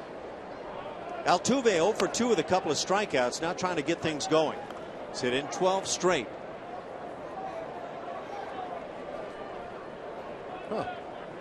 So this is the time you want to get him that second time around. Well, again, the 4th inning proves to be a spot where Rodriguez gives it up.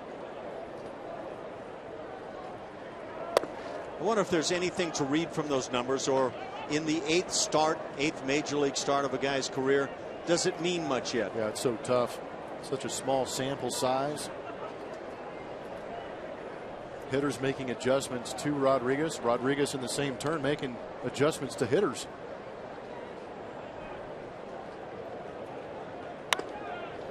Strike is called. Jose had backed away. 2-1 on Altuve. How was that a strike? I don't think Jose thought it was a strike.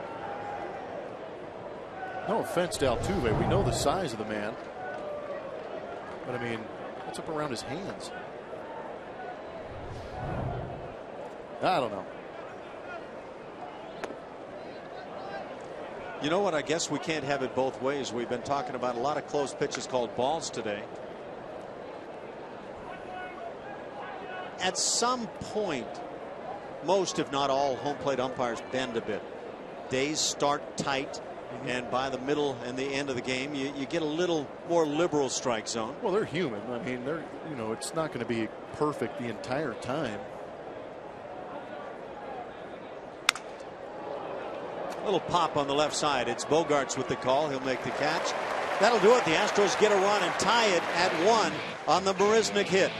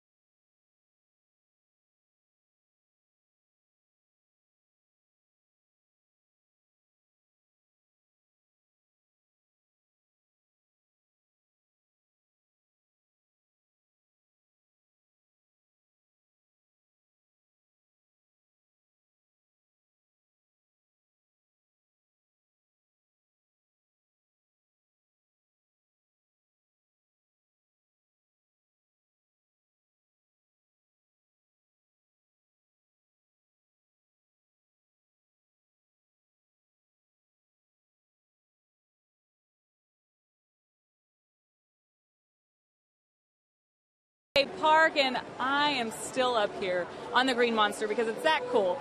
A great view, as you can see, the outfield there. We are high up. We're 37 feet and 2 inches up high. These seats are actually pretty new, and they say they're really hard to get. But look who I found. I mentioned these guys earlier, the Astros fans, Mike and Kay. They live in Connecticut, but you guys are from Houston. Big Astros fans. You got to tell me what you think of these seats.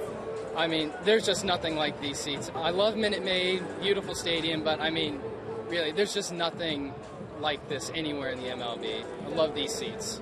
So different. You guys having a good time? Of course. Great. Red Sox fans are great fans also. It's fun being with you. Well, y'all stay safe up here. Yeah, thank you. Guys, back up to you. Thanks a lot, Julia. And as Julia says, 137 feet high above that left field area. 1-1 ball game. We are already getting to the bottom of the 4th inning as Pablo Sandoval stands in. Sandoval scored the only Boston run in the 2nd after singling. That on the heels of the leadoff walk to Hanley Ramirez. And now another base hit for Sandoval. 2 for 2. He gets it started for the Sox in the 4th.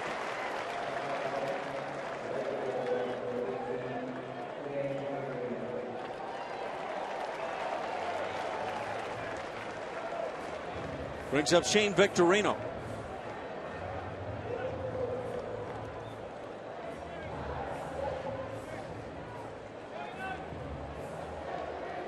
We have not seen the running games employed at all today. A lot of deep counts. Both pitchers scuffling a bit at times. Though Rodriguez through the first couple of innings was fairly tidy.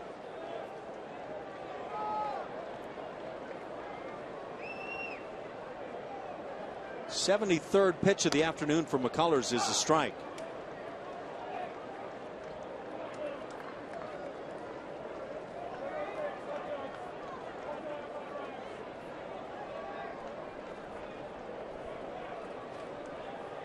Victorino in that 7 spot for the Red Sox takes another strike on the breaking ball. 0-2 the count. Before playing yesterday, Victorino had not played since May 23rd in the big leagues. Ground ball to third. Valbuena on to Marwin and back to first, and off the bag is deemed Carter. Laz Diaz with that call says Carter did not maintain contact. Otherwise, that's a double play. And I'm not sure from that angle that Laz Diaz can really see the foot and whether it came off the bag. Please hold. So for your viewing pleasure, we may have a review of this play. I don't know how he called him off the bag. How do you from that angle call that off? Obviously the ball beats Victorino. Is there enough there to overturn that call?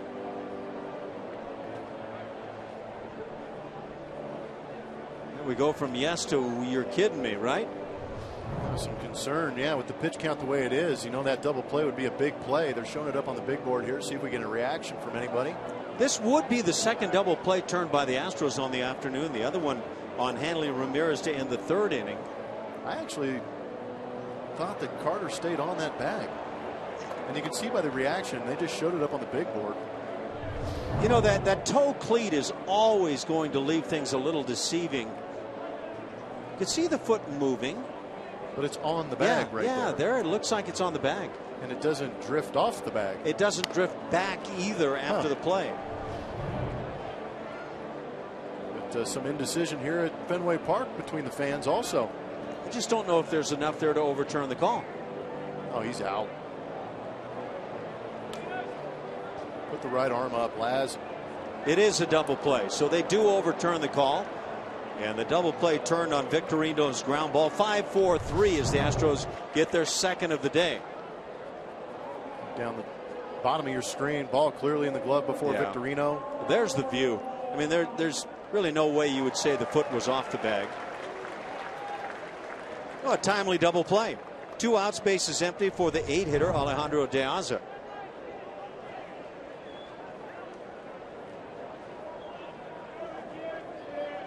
Two outs on one pitch, always a nice thing. Ball hit in the air to center field. Jake Marisnick flies into right center field. He puts it away. That does it. So 3 hitters come to the plate in the 4th inning despite the leadoff single. Tied at 1.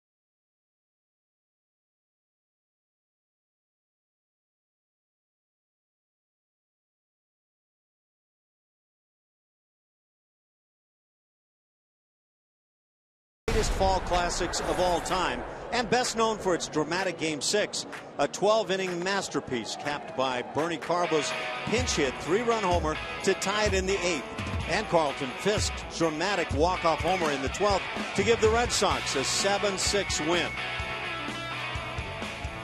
And B. Anderson's moment in history. Stay fair. Stay fair. 2015 marks that 40th anniversary. Oh, and then just lower the boom on some fans on the way to home plate. What was your age at that time? Did you watch that World Series? I was all of 2. So, in other words, a big fan at the time, right? No, huge. I remember it like yesterday. But you remember that highlight of Fisk, right? One of the more iconic home runs in baseball.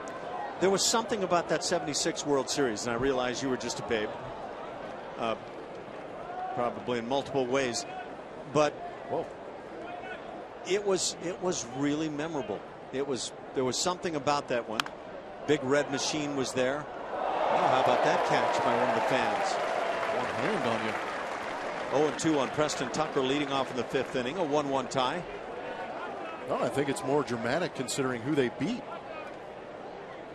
in that game.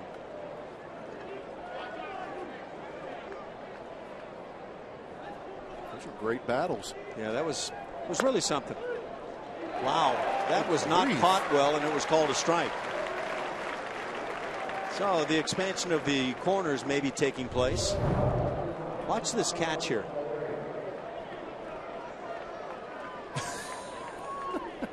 Does that go into your framing analytics? Frame that one. That's 6 strikeouts now for Rodriguez. Can't teach that.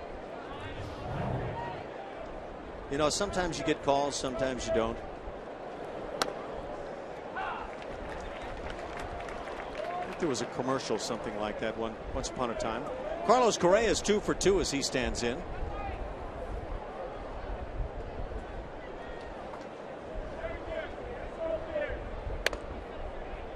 Wow.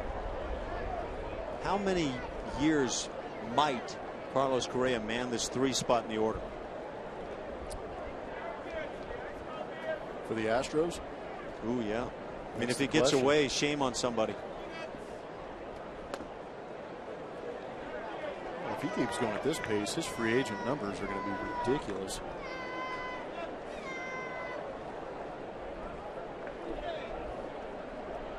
Who's the last great shortstop?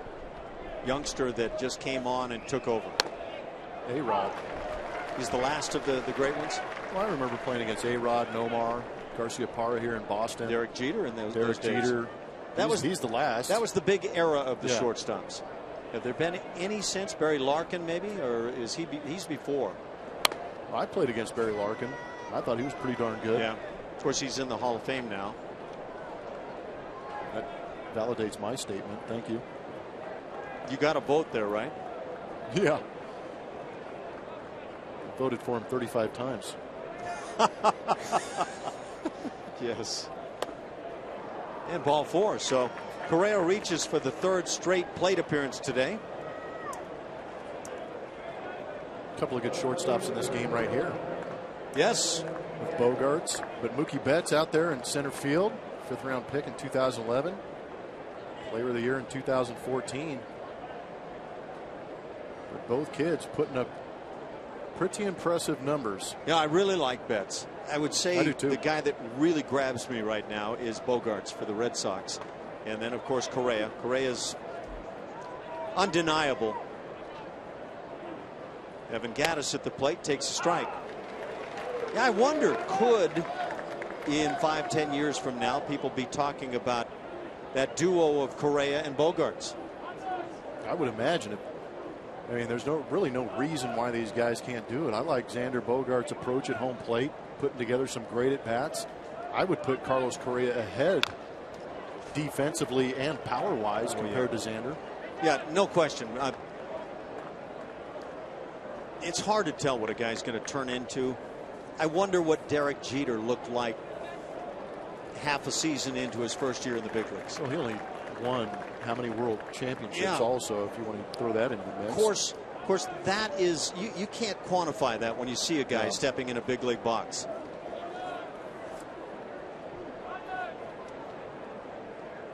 Well, there could be some good numbers to put up there and kind of compare against. Evan Gattis down on strikes. That's 7 for Rodriguez.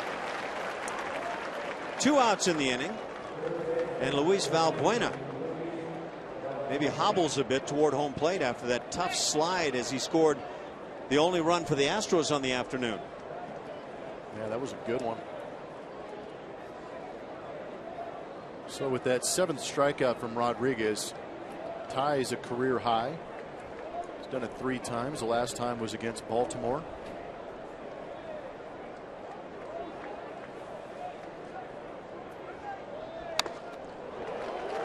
And, you know, as you think back to those great shortstops we talk about, was Derek Jeter a better player than the other guys we mentioned? Or was he part of a better team that had a chance to win more World Series? And it's, you know, I guess it depends on the opinion. It's got to play into it a little bit.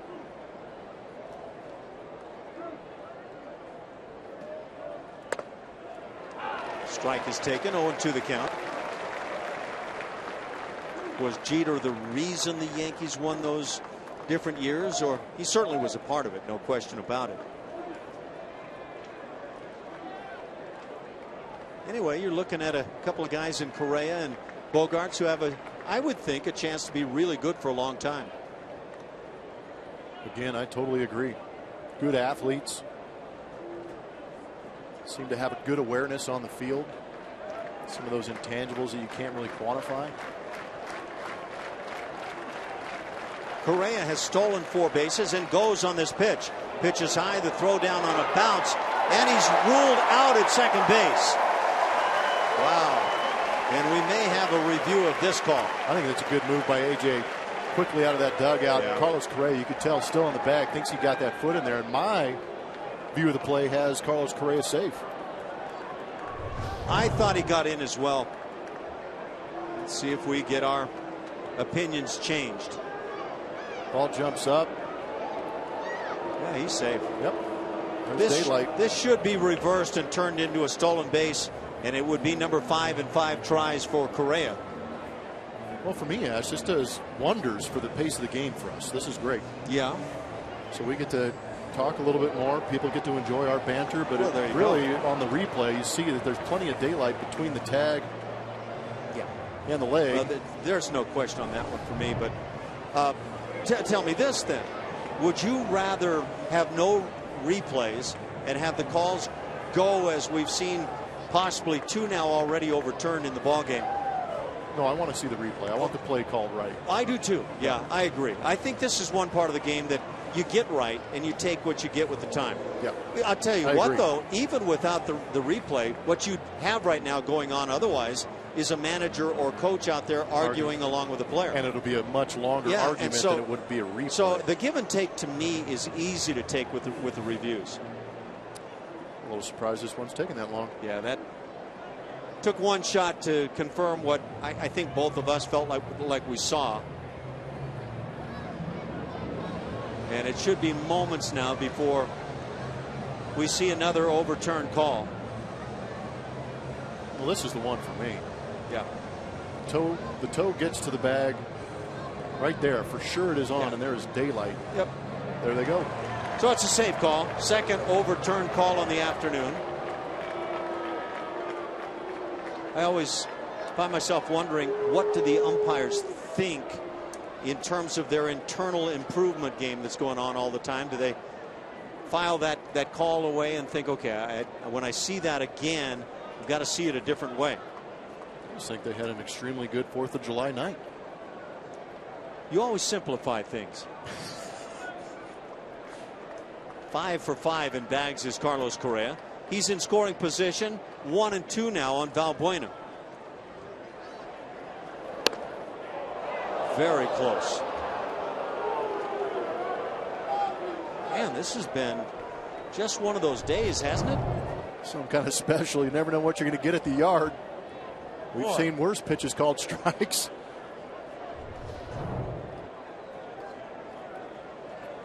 Two and two. You know what? And for the good part, Fagan has been right behind the plate. Valbuena down on strikes. It took an extra pitch. 8 strikeouts for Rodriguez. And Correa stranded at second in this 1-1 tie.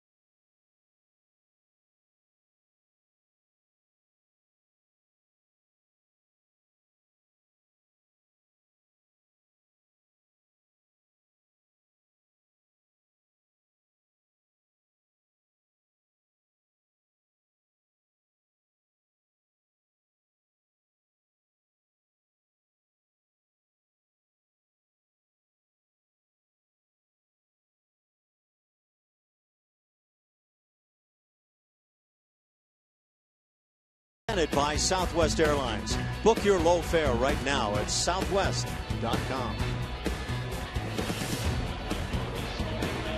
Got some really tall fans here in Boston. Could be a nice target at first. Wonder how he is at picking low throws, though. I'd like to see that strike zone. Inseam of about 6 feet. I think he's auditioning to become an umpire. 1-1 tie.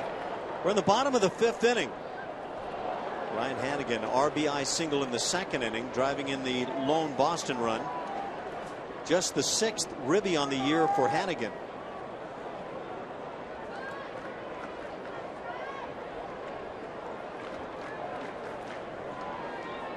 Been a really intriguing afternoon to this point. If you could just condense it, the Reader's Digest version would be great. The Cliff Notes.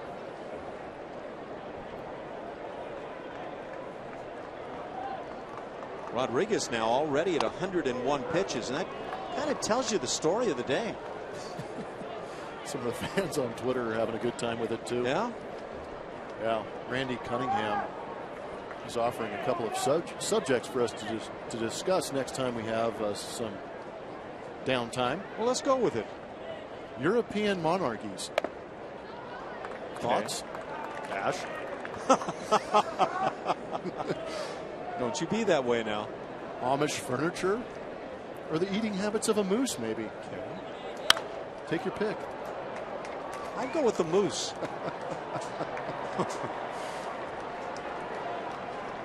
Yeah, I've gotten some word here talking about, I can't remember what I said, but the suggestion came back. Maybe it was Mounds versus Almond Joy, the one versus the other kind of thing. So sometimes you feel like a nut. Sometimes you don't. I've got that one too, yeah. And nobody's even mentioned Retson and Surds. What about the effects of Retson? Yeah. Stop, you're both right. It's the, what, 5th inning? Oh, boy. Yeah, again, 101 pitches for Rodriguez. It's the 5th inning. He started out well. McCullers is at 82. He looks like he's been tidy as can be now. But trying to get that first out in the 5th inning.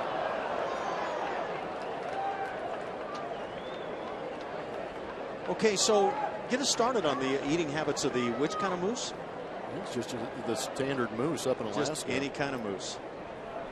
Hold on, I'm gonna have to open a new page for that. We'll check back in a couple of innings. Line shot, 2nd hit of the afternoon for Ryan Hanigan, each to right field. That starts the 5th inning for Boston and brings up leadoff man Mookie Betts.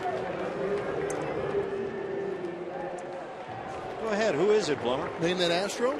Well, Honda's going to ask us. Led the Colt 45s in hitting in first 2 seasons, drove in first run in Houston baseball history. His nickname is Spanky. Wow. Ooh, I think pretty dubious honor right there, having that first run. I think I know who I would select. Do you have his baseball card? Yeah, probably. I mean, if it's who I'm thinking. Did the guy, I'm going to ask back to the truck, did this guy ever win a batting title? Response is not forthcoming. No is the answer. It's not who I was thinking.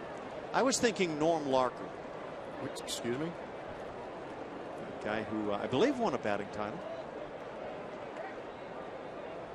Spanky.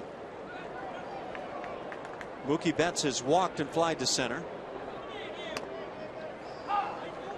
We get the strike call. Would you believe that the moose is an herbivore? Yes. Wow. Yes, I would. I have never seen a moose sit down to a steak dinner. Doesn't gnaw on dead carcasses. 2-1. Tony Sipp now gets loose in the Astros pen. Red Sox have a right-hander throwing in their pen.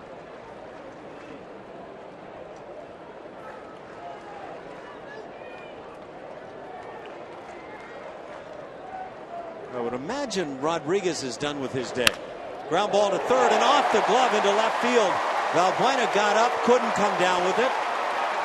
It'll be a double, runners at second and third and nobody out. And the Red Sox setting it up. Trying to jump on top here in the fifth.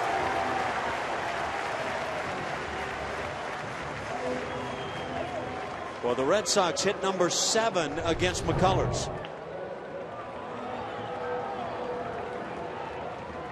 And that is the first extra base hit. Not only are the Red Sox hot, they're getting some of these breaks too. That ball just out of the reach of Valbuena.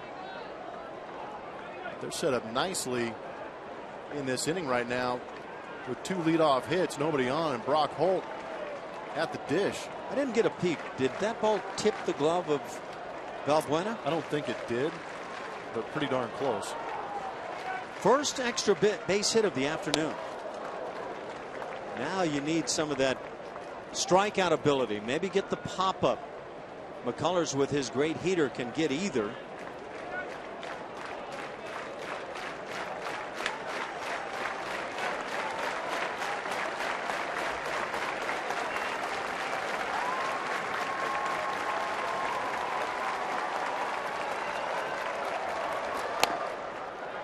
Under the knees, it's 2-0.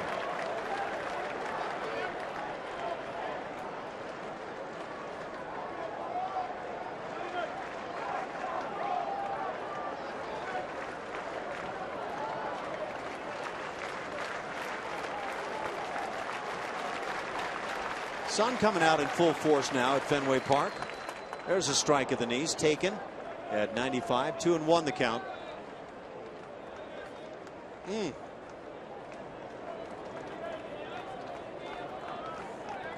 Well, I've got a guess. Name that Astro. Do you? Spanky. You know, I should know who that is, too. This is a really good I guess. really too. should. Ready? No, don't Okay. say yet. Holt swings through it, and now 2-2. Maybe a strike away from that strikeout that's needed here. And you look on deck, it's Xander Bogaerts. David Ortiz follows. Hanley Ramirez. Tough part of the order. Oh, I know who it was. Nellie Fox. Was he spanked? No. Oh, you're looking at me in a bad way. I'm not sure. I didn't know Nellie Fox played for the Colt 45s. I believe he did. Brock Holt gets a piece. Stays alive at 2-2.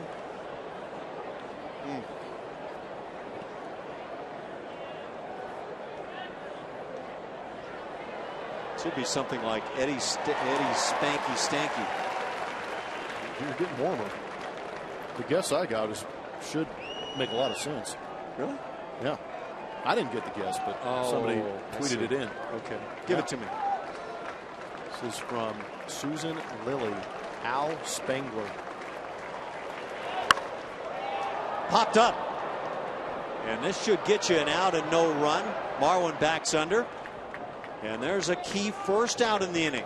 Holt pops up. It brings up Bogaerts. Keep in mind first base open. But David Ortiz waiting on deck. Further part of the puzzle, Ortiz is struck out in his 2 at-bats.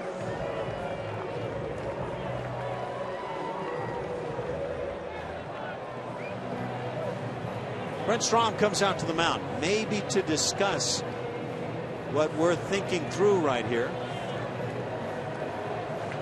Yeah, that's probably a good guess. Al Spangler. I'm going to bet you never heard of Al Spangler. Yeah. Nope.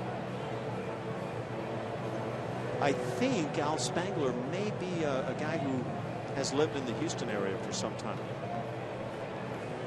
Stromy's done with his comments. See that pitch that induced the pop-up. There's a lot of movement from Brock Holt. Is that the changeup? Yeah, he got fooled on that one. Sure is. The reaction said changeup without a doubt. Yep.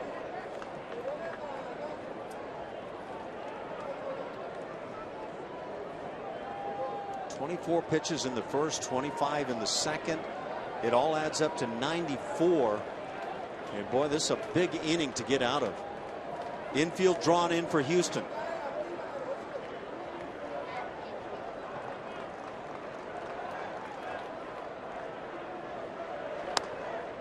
Starts him with the breaking ball.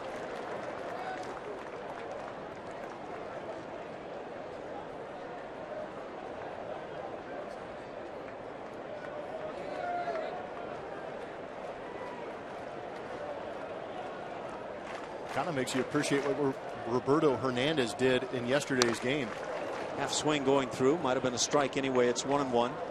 You see where Julia's chiming in with the tweets and making sure to let everybody know her version of the height of the wall in left field, 37 feet 2 inches. Still not buying that, are you? Look at it. There's you no look way. at it. I've done it. It's your turn. I only tweet the truth, guys. Is that right? Oh, yeah. Julia never lies. Tapper foul, and now 2 strikes on Bogaerts. We gotta get you the tape measure and get you out there. Take a look yourself. Home plate to 2/3 of the way to the mound. That would be 40 feet. Are you telling me that that's the area you could drop that wall into? Sure. I don't see it that way. It's almost a 4-story building out there. That's it. I'm going up there, and then I'm going to drop a tape measure, and someone be down on the bottom to catch it. We'll do this. We'll watch the police squad brought in for you, okay? Nice job by Castro. Did he go through? Las Diaz says no, he did not go through.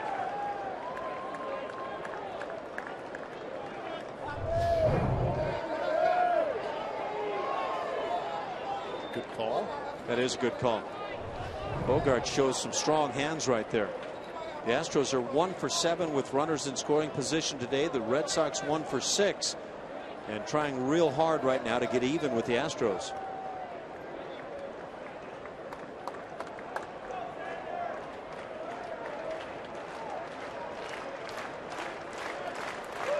The 2-2.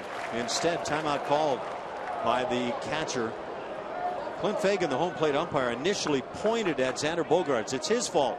And then he changed and pointed at Castro. I thought he was pointing to the hole in the strike zone. You're talking about the ozone, Blummer. Oh, that's right. So we could have that conversation today, too. It's down in Australia. It's above there. Yeah? Sure. Thing moves around, apparently. Right on the hands.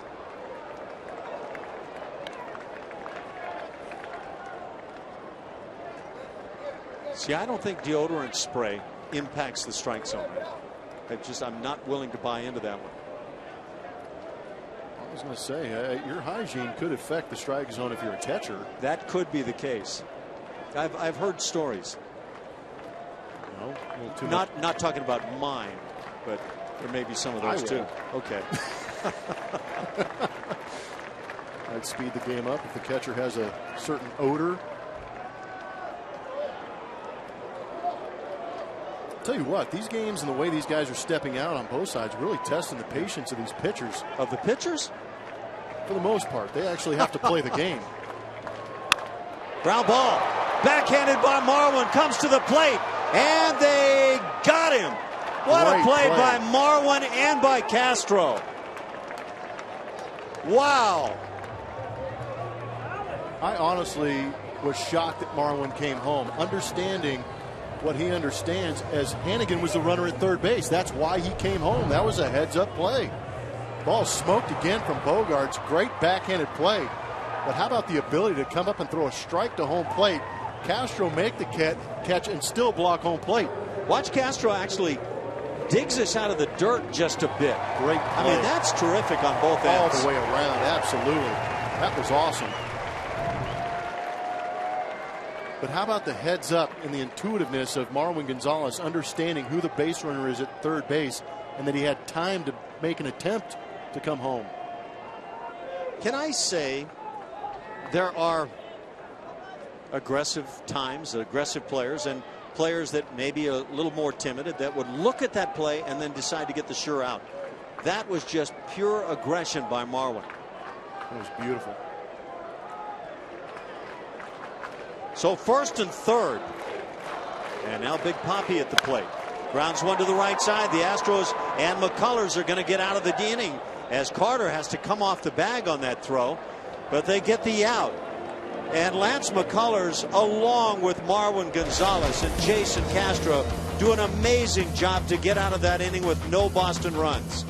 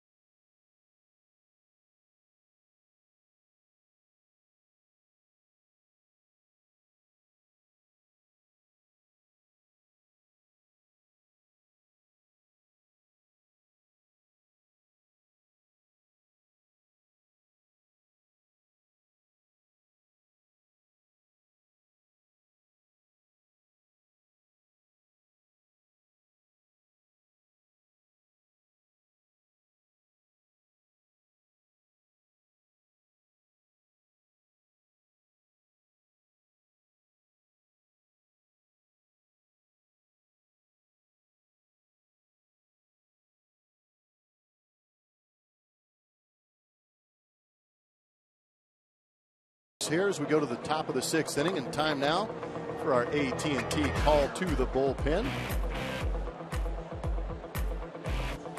See who we get to check out. Alexio Gondo, former Texas Ranger, flamethrower out of that bullpen. 1.10 whip. Righties and lefties having a tough time dealing with the action that Ogando brings to the plate. How about that? The last run he allowed was last month. Well, he's due.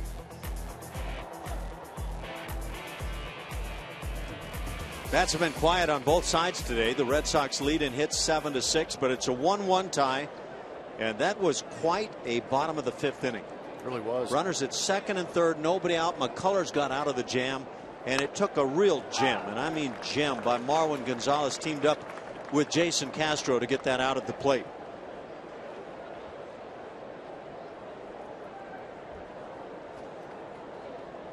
Chris Carter leads it off, 0 for 2 with a couple of punch outs.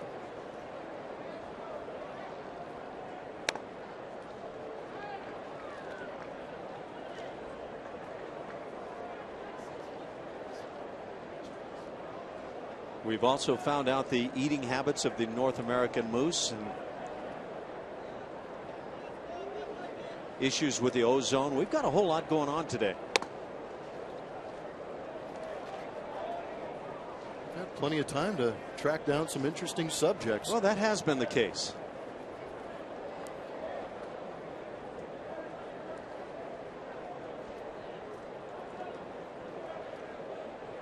Carter hitting 196.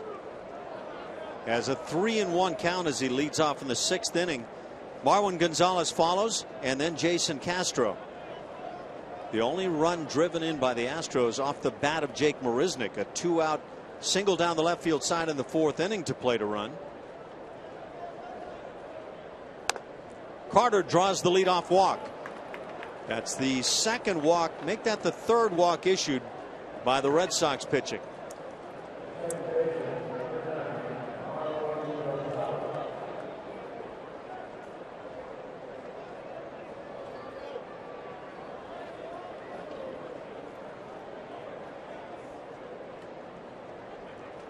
Marwin Gonzalez is 2 for 2 on the day.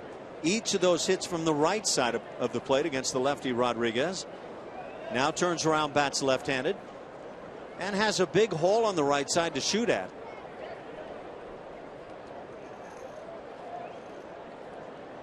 It would be great to see the Astros capitalize and score a couple runs in this inning after what we saw last inning. Good defense picking up Lance McCullers to keep this game tied. First pitch is high. So Ogando comes in from the bullpen and immediately struggling to find the strike zone.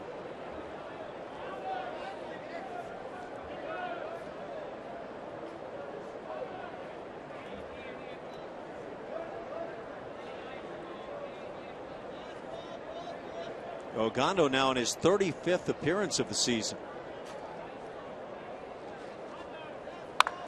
Ball is hammered but hooked foul. And that ball was flat raked down the right field side.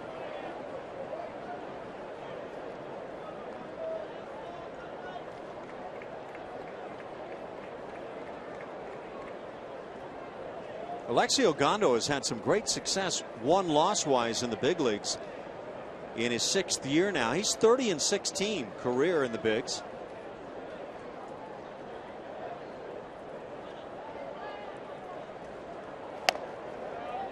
Marlins shows bunt and takes very close and low.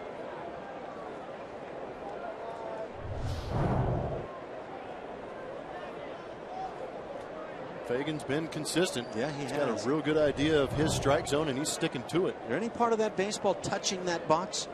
Because that's all it requires. He's got his blue blockers on today. You can see everything. Again, hooking it down the right side. Foul is Marwin Gonzalez, proving that Jeff Blum watches a lot of late night television. Yes. Especially here in Boston. He gets all of his golf clubs that way. Not that pesky pole. You can't take your eyes off fly balls, even the mediocre ones down that right field line. You know, it's crazy. You think of Fenway Park and the Green Monster, and rightly so. But when you sit here and then glance to right field, that pole is so close. It's 380 to straightaway right field, but it's nowhere close to that down the line. You could lay the Green Monster from home plate and it would hit the pesky pole. I believe that. Marwin down on strikes. So after hitting 2 balls sharply, he swings and misses. First out in the 6th inning. It'll bring up Jason Castro. See, now you're just getting silly.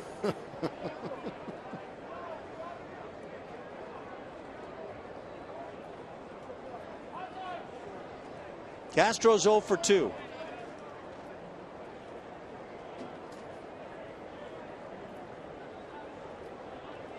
Tooth and nail here in game 3, huh? Really is. Seen some back and forth on that first game. Tight ball game going extra innings. Yesterday, not so much offense out of the Astros, and today just pure battle.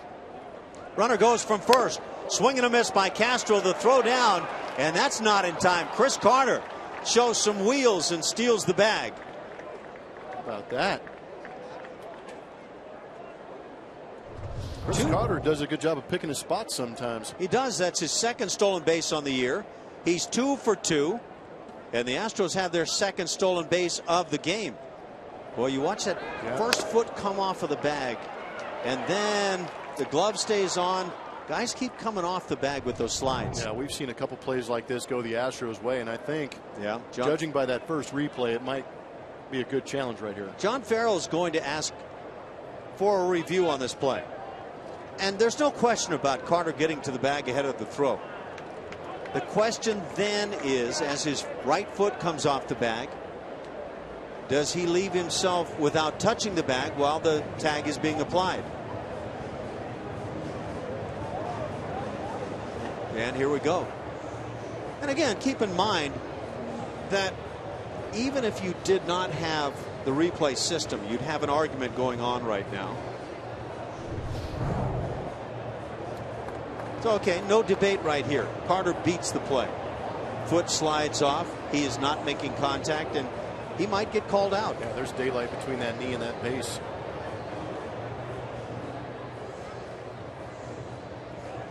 And I think the bottom line, guys are going to have to start finding a way to stay on the bag. It's amazing how much we've seen it here in the last couple of weeks. Yep. I think what we're going to see from the umpires is a fist come out, and that'll wind up being the 2nd out of the inning.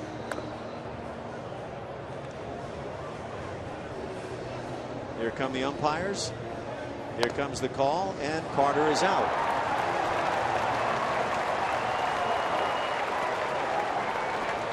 Well, we can look at it again. I don't know if Carter yet understands why he's out, but when he gets a peek, he'll find out.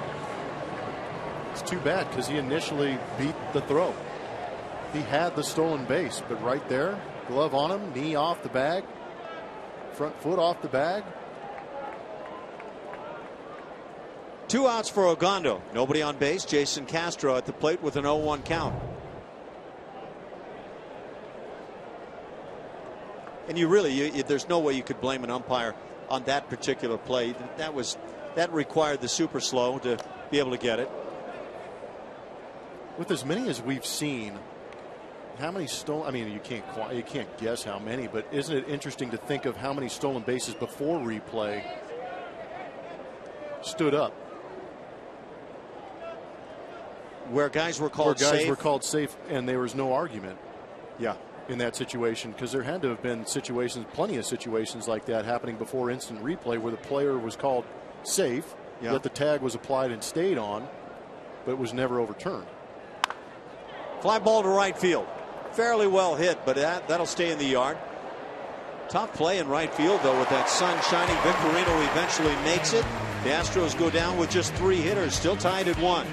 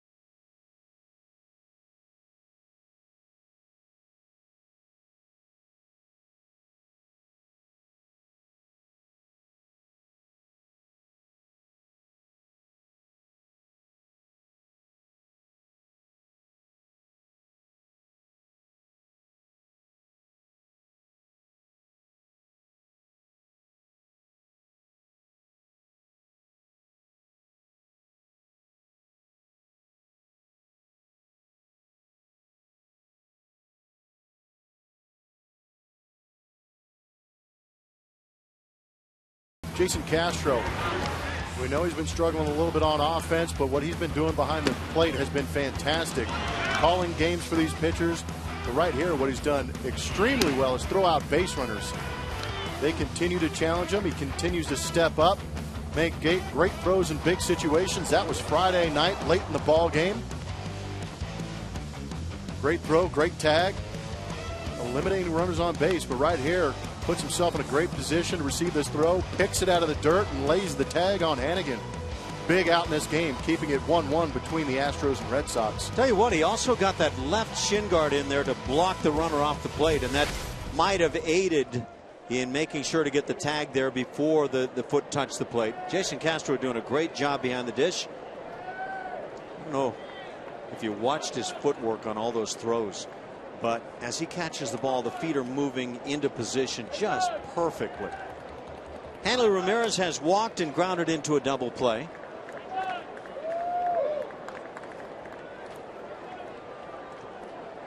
New pitcher on, Will Harris for the Astros.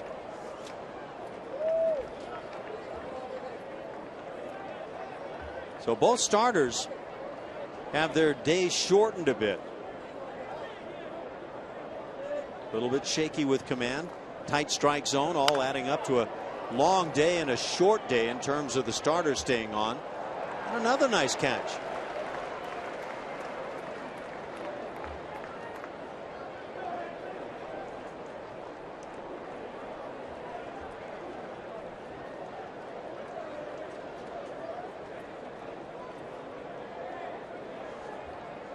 Hanley Ramirez hitting .275, plenty of power. You know, we were talking about great shortstops. Hanley Ramirez would have been on one of those great shortstop lists. They asked for the appeal. Laz Diaz says no, he did not go through.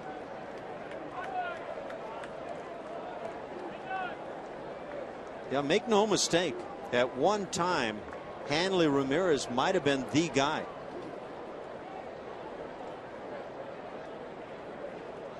Wouldn't get much argument from me.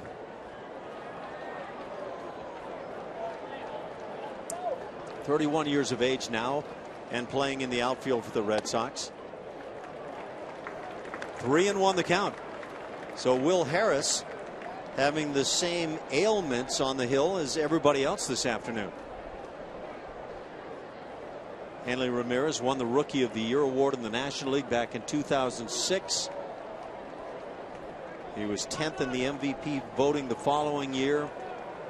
He's been as high as second for MVP. Hits a two-hopper to short, playing it perfectly as Correa, and then throws in the dirt. Barter can't dig it. That'll be an E6 as this inning starts. Ramirez reaches.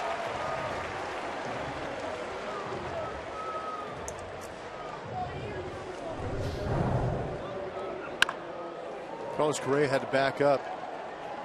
But you could see just really didn't finish the throw. We know that Correa has that nice strong arm. Didn't really step into it. If you're lucky, your first baseman picks you up, but Chris Carter unable to do that.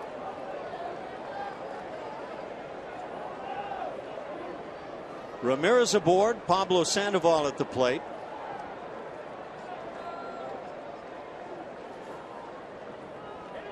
That's the first error of the afternoon.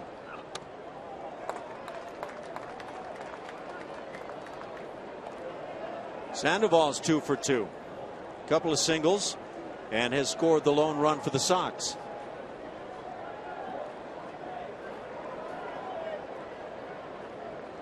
At one time, Hanley Ramirez was a big time threat to run. Not so much anymore.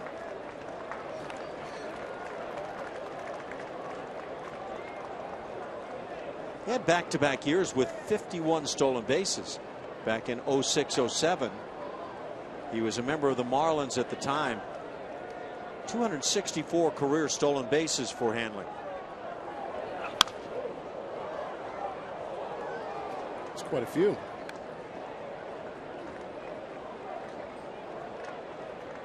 So back in those 51 stolen base days, back-to-back years, he was hitting long balls, topped out at 29 in those 2 seasons. Just doing everything.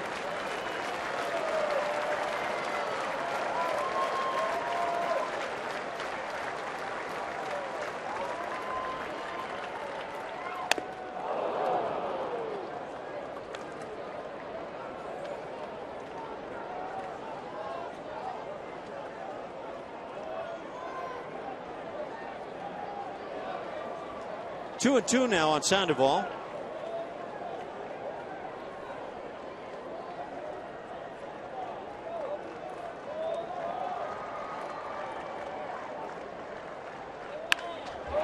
Line drive down the left field side. That's going to find the corner.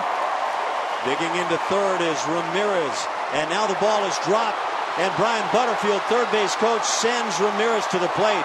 And he'll score without a throw. Evan Gattis is going to be charged with an error. Just could not come up with the baseball. It should be a double and no RBI. The E7 will produce the run. I think you're exactly right, Ash. That ball got tucked down there in that corner, and Gattis having all kinds of issues digging it out of there because Butterfield did hold up Hanley Ramirez at third base. Sometimes when you get guys like Pablo Sandoval who are bad ball hitters, you can make a good pitch and he could slice one down there just as he did. And there was a great look at what Butterfield did, holding up Hanley and then waving him home as you see what was going on in that left field corner here at Fenway. Actually got to it, just was unable to get the handle on it out of the glove. Astros bullpen has been scuffling a bit here in the series. Red Sox now lead 2-1. Showing bunt and bunting it back toward the mound. Harris making the play. Victorino lays down a sacrifice bunt. that moves Sandoval with one out into third and brings up the 8-hitter Alejandro De Aza. So it is just as we said, a double, an E7, no RBI. And now the Red Sox with that bunt 90 feet away from taking a 2-run lead. You talked about the bullpen getting beat up a little bit in this series. We're unaccustomed to that. We're also unaccustomed to seeing 2 errors in 1 inning by the Houston Astros, usually pretty reliable on defense. Absolutely true. That defense has been a big part of the pitching this year. Infield comes in with a shift on. De Aza, left-hand hitter, so 3 infielders on the right side. And Valbuena has to stay near that bag at third base to ensure that the runner Sandoval doesn't take too sizable a lead. Ground ball right side. Here comes Marwin. He checks the runner. And so Marwin able to keep the runner at third base. Will Harris gets the little infield ground ball. And now 2 outs for the catcher Ryan Hanigan. How about the pitch from Will Harris blowing up De Aza? Feeble swing with the runner at third base. Getting into the kitchen. Tough read for the runner at third with the possibility of the pitcher maybe making that catch. Good read from Marwin to pick that up. Wouldn't you hate to be the base runner at third base or even the third base coach on that particular play? Yeah. You know how important that run is, but tough ball to read. Harris finds a larger outside corner. This is just a complete blow up of De Aza. It's having one space invaded.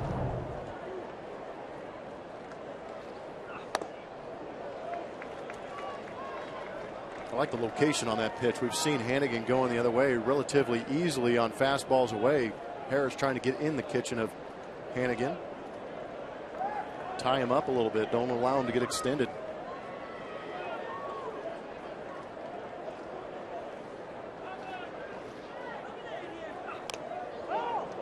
Again, right on the hands.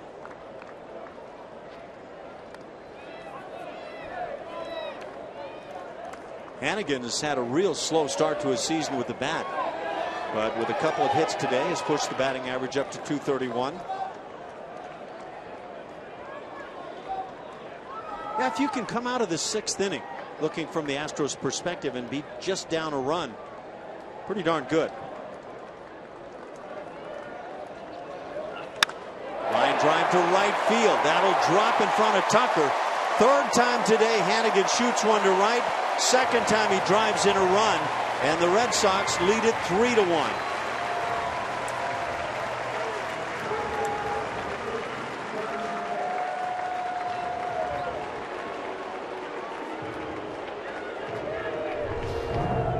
Rough going here for the Astros bullpen. Hanging breaking ball.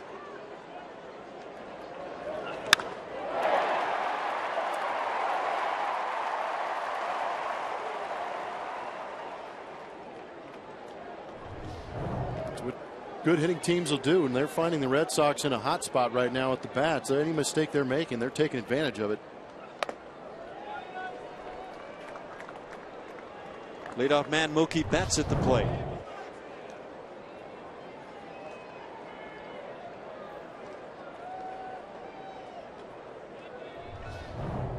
Well, Hanigan has had himself quite a day at the plate. Didn't Leon, the catcher from yesterday, get 3 hits also? I believe that's the case.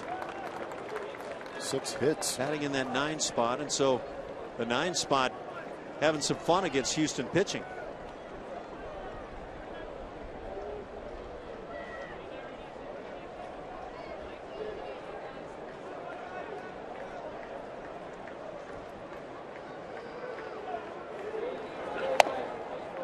Bit high, it's 3-0.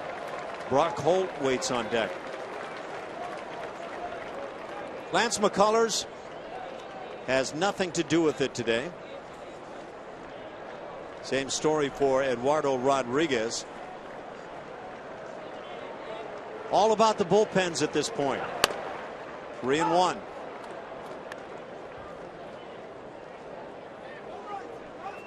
Leon was 3 for 4 yesterday.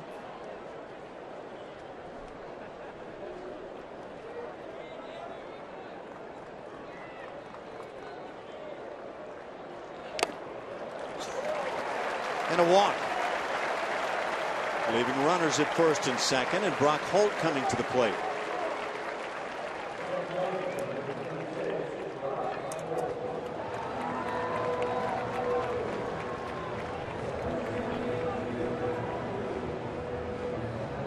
Dangerous part of this order. Yeah, this is a tough lineup. Assuming guys are kind of doing their normal thing. 3 nice table centers: Betts, Holt, Bogarts in the top 3 spots, and then thumpers Ortiz, Hanley Ramirez, Pablo Sandoval, even Shane Victorino. You would think the Red Sox would have a chance to score a lot of runs this year. Strike taken by Holt. Holt hitting .297.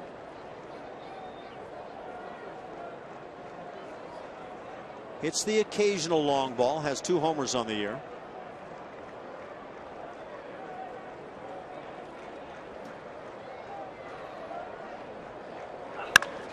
Shot to the gap in left center field and deep, back at the wall. Marisnick up against the wall and comes up with a great play.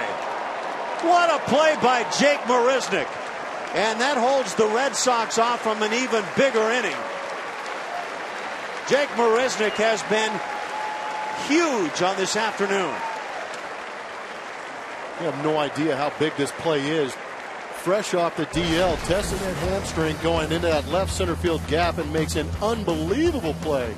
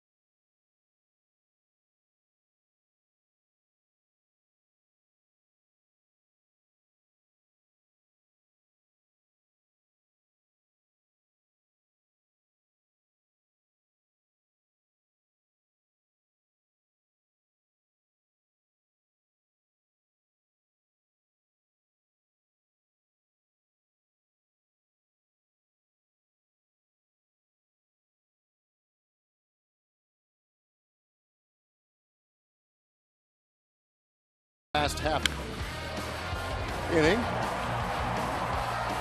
Earlier in the game, that was Pablo Sandoval. Jake Marisnick making a great throw to third base to nab Hanley Ramirez. Got himself a double and an RBI.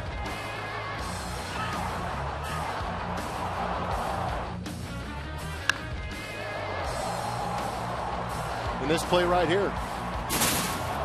Unbelievable. You heard the sound going into that wall. That is not a wall that is going to give. That is having absolutely no respect for your body whatsoever. There's no way we could overstate what a great play that was.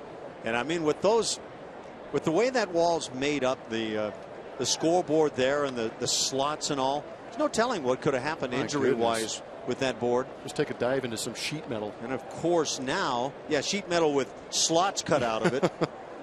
Jake Marisnick leads off. Isn't that the fitting way? That's how it works. RBI hit in the 4th inning. And defensively, Jake Marisnick, I don't know, he's He's shown himself to be unmatched here this afternoon. You go ahead and try it. Don't run just straight into it. Run hard into it from an angle. And hold on to the baseball. And see how you fare with that green monster. Risnick has a 2-2 count. Wow. I don't think either one of us thought there was any chance that he was, number one, going to get to the ball and then hang on to it once he got there. Well, as aggressive as he was going, I thought it wasn't going to be anywhere near the wall, so that's why he was going so hard, but he just threw himself at it and made a great play. Risnick down on strikes to start the 7th inning. Back to the top with Jose Altuve. 10 strikeouts of Houston hitters.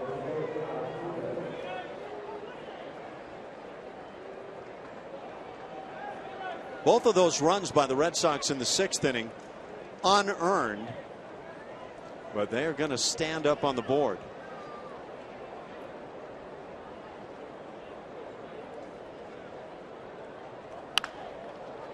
Ground ball, fair ball over the bag at third. Altuve has a knock. They will hold him to a single, but that extends the hitting streak to 13 games. And more importantly, now gives the Astros a chance to make things happen in the 7th inning. Any other ballpark, it may turn into a double, but much like Minute Maid Park, it has the stands jutting out towards the field of play. Got himself a hanging slider. Turned on it with Pablo pulled in for the bunt. Sneaks it by him. Right over the bag. But even though he didn't get a double on it, he's still capable of stealing second base and getting into scoring position relatively early in this count against Preston Tucker, which would be a great idea. This ballpark is really unique down that left field side in particular. 13 in a row for Altuve. You hit that same ball down the first base line, it could rattle around the corner for a while. But that's really true. That right field line is where you see a lot of triples. Guys will come over toward the foul pole, ball gets by him and rolls around the corner, and you can run forever. Right center field, another triple part of this yard.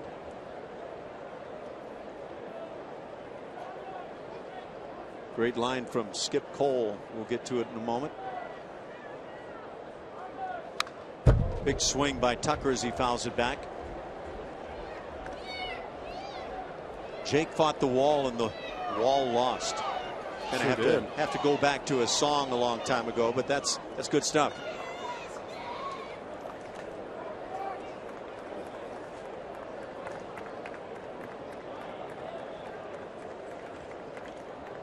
Know a few good men lines there? Sure, well, you need Jake on that wall. You need him. You don't just want him on that wall. You need him on that wall.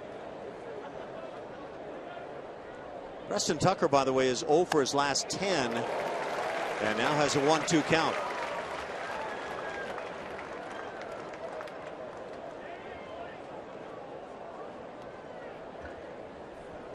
Red Sox with a righty and lefty getting up and throwing in the pen. Matt Barnes, the right-hander.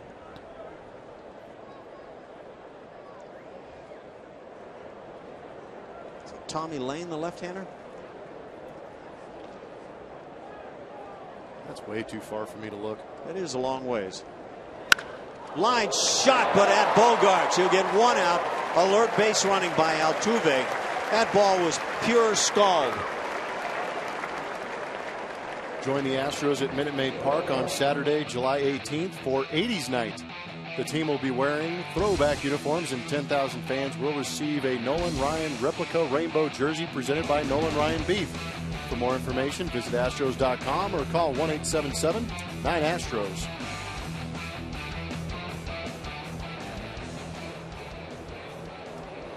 Astros fans, Julia has been up and chatting with them. Carlos Correa now comes to the plate. That ball couldn't have been hit any harder by Preston Tucker for the line out. It was well struck.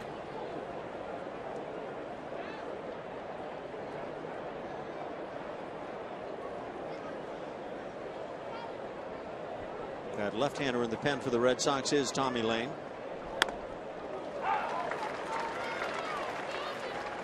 Carlos Correa 2 for 2. A couple of singles. one infield variety. He's drawn a walk, stolen a base, but committed an error today. And part of those 2 unearned runs coming for the Red Sox in the 6th.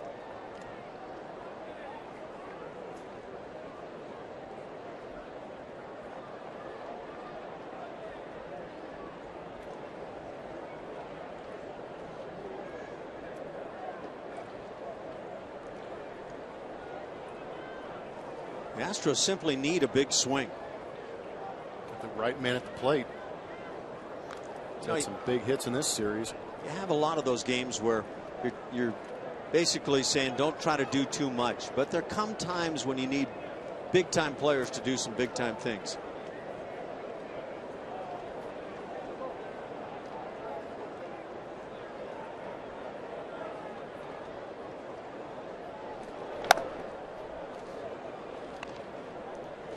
I'm sure you've been there. I've been on teams where, as a teammate, you love having those guys who want the pressure of the big moment, and they love to come up with the big play or swing of the bat. Need those guys.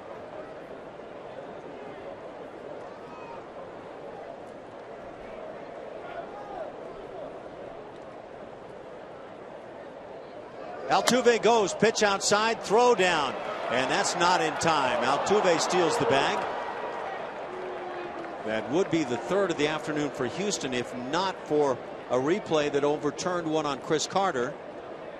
So Altuve continues to be magic with the stolen bases. That's 24 for the league leader.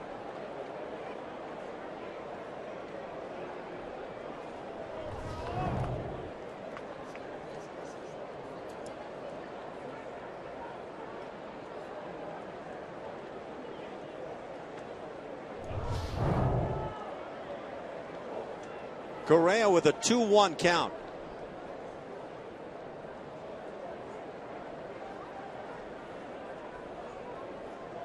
I think they got that one right. Altuve uses that left hand to get into the bag and then slides on by, so you better make sure that some part of the body is maintaining contact. Had that been called out, that might have been a tough one to overturn the other way.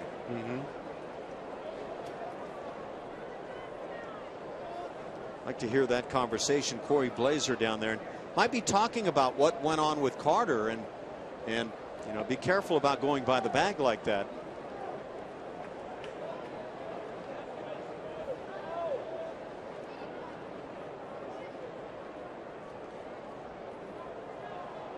Still don't believe that pitchers should be able to make that move without an infielder at the bag.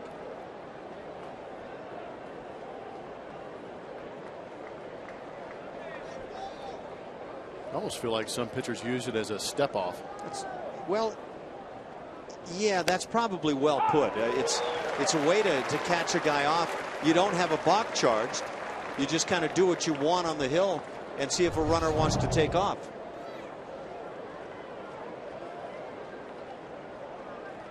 Wow, pretty nasty pitch, catching that inside corner.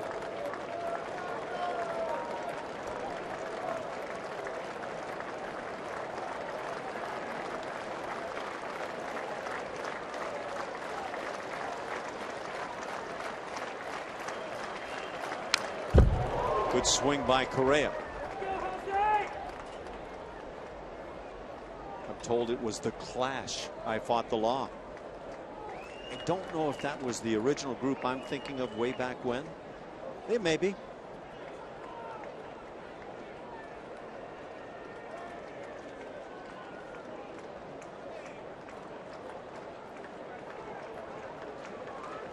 Sonny Curtis and the Crickets. That's what.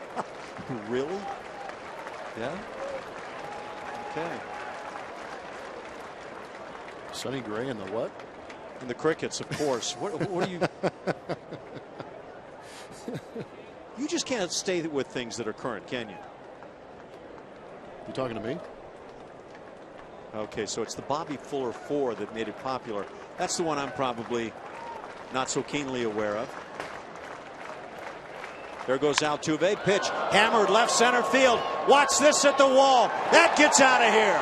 Carlos Correa, that big player, that comes up with the big swing. And the Astros catch him at 3. I can't do anything but smile when this kid's on the field. Astros keep putting him in spots where they need production. They've moved him into that 3-hole. The first night Friday, he had a go-ahead home run on Friday night. Red Sox come back to tie it. He comes back later in that game, gets a big hit, and here with 2 strikes gets a hanging slider up out over the plate and absolutely pummels it over the monster. Puts the Astros back in this ball game. This kid's unbelievable. He is that. Evan Gattis at the plate. I don't know. That's the 3rd hit of the day for Carlos Correa. He has also walked and stolen a base. The guy is off the charts. How long before Altuve is going to be asked, don't steal second base and open up first base?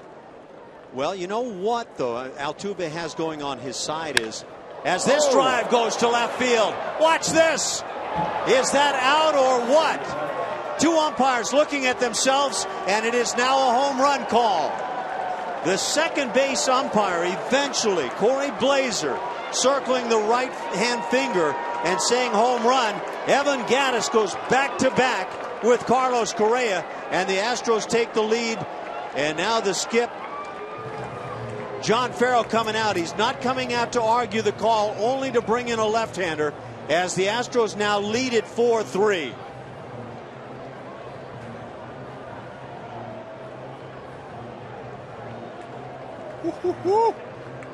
This has gotten real interesting real quick. 118 home runs now for the Houston Astros, and that's the happy spot for Evan Gattis. He can get that war club at the top of the zone better than anybody in baseball right now, and hits a laser beam to left. You can see it hit the top of the wall and skip into the stands. Off a fan trying to make the catch. Wow. Big players coming up with big swings, and that's what we were talking about. Correa and Gattis, and the Astros lead it 4-3.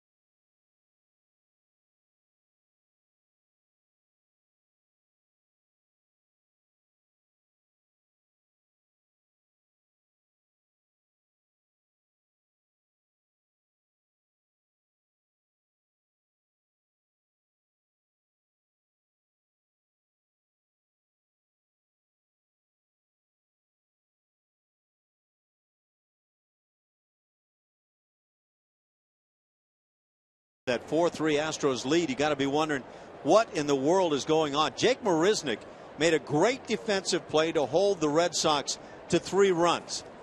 And then the Astros come to the plate, and with 2 outs, Carlos Correa hits a bomb to left field, gives the Astros a tie, and then Evan Gattis chases that with a back-to-back job to give the Astros the lead. The Red Sox have gone to their pen. Tommy Lane comes on to face Luis Valbuena, and this has turned into some kind of game. Is it interesting to you that Carlos Correa made an error in that inning, made up for it with a home run? Evan Gattis made an error in that inning, made up for it with a home run. How about that? Redemption. 6 back-to-backs now on the home runs for the Astros. Yeah, that's a good call.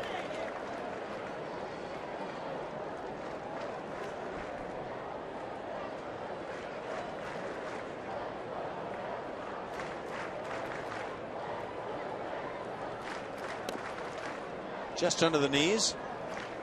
2-1 the count. Wow. Yeah, just bask in the awe. It's kind of what it is. I mean, Carlos Correa just leaves you stunned at times. And then there's Evan Gattis, and he is a big moment player. Good swing by Valbuena. And you see what those numbers they just threw up there. That's what John Farrell's dealing with. The bullpen woes for the Red Sox. And I think we both agree the Red Sox are going to score a lot of runs, provided they stay healthy the second half of the season. Can they score enough to make up for what the pitching staff has done? It's a lot to ask. Tommy Lane has had great success against the lefties.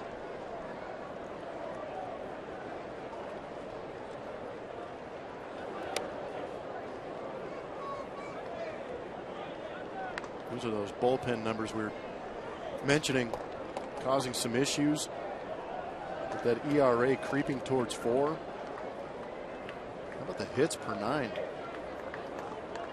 It's hard to deal with late in a ball game. Oh, man. You get those close 1- and 2-run games, and you're just always on the hot seat.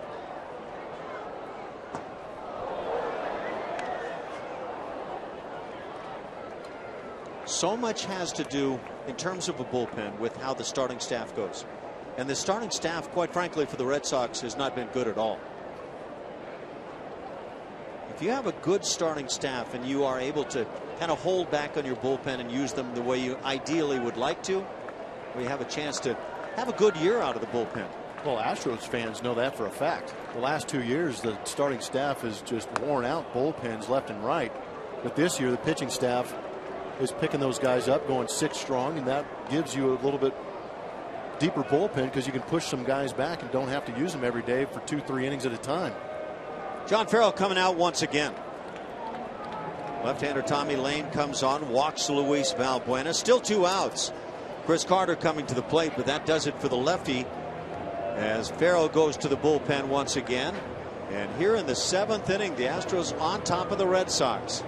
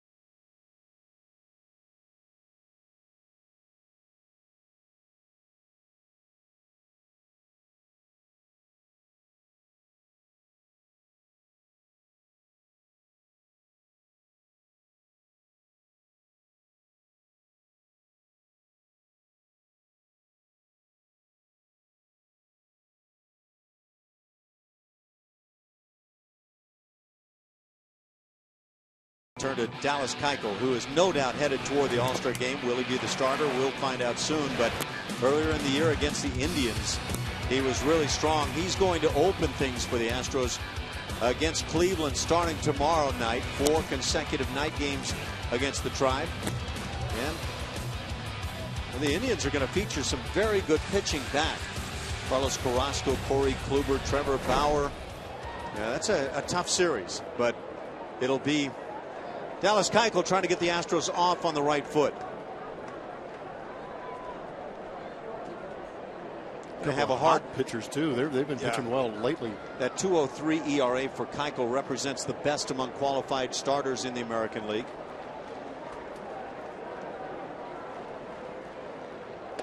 Matt Barnes comes on. Second time we've seen him in the series.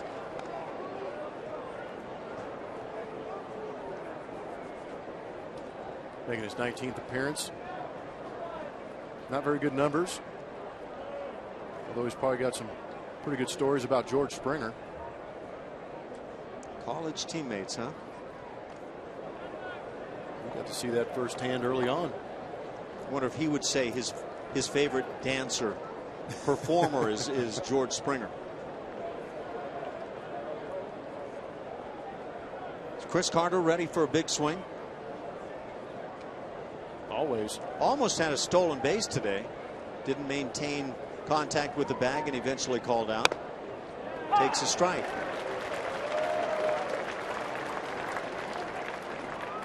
Yeah, you tighten this one up a bit today and maybe a little beyond a bit, and you've got a heck of a ball game.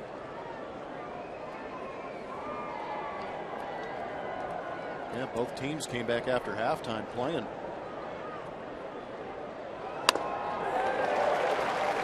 One and two on Chris. After halftime. Aren't there 3 periods in this league? Today there might be. Good pitch to hit. I saw Chris take that similar pitch like that back at Minute Maid and launch it into the Crawford boxes. What goes on in this game from day to day? Hannigan, who's been so good with the bat today, has a nice block.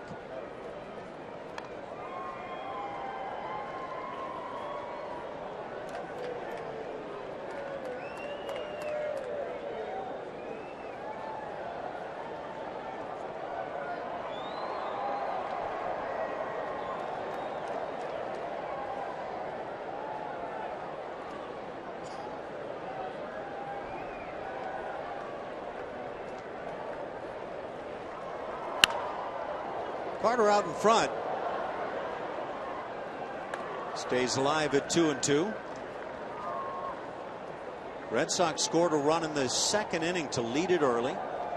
The Astros tied them in the fourth. Red Sox with 2 in the sixth, both unearned. And now the Astros 3 in the seventh inning. Back-to-back home runs. Carlos Correa, 2-run shot, his 7th already in the bigs. And then Evan Gattis launches one. Carter down on strikes. That'll do it as Barnes gets him. Couple of runs have the Astros on top 4-3. We will stick around now for God Bless America. Ladies and gentlemen, the Red Sox Foundation helps make dreams come true for the families of New England. Each afternoon you aid in these life-changing efforts by supporting the 50-50 raffle presented by DraftKings. Today's winning numbers are now posted on the center field video board. And now, before Josh Cantor leads us in the singing of Take Me Out to the Ball Game on the Fenway organ, we ask you to please rise. Here to honor America by performing God Bless America, we welcome a member of Broadway's Youth Ensemble. Please welcome a native of Windham, New Hampshire, 16-year-old Emma Jonas.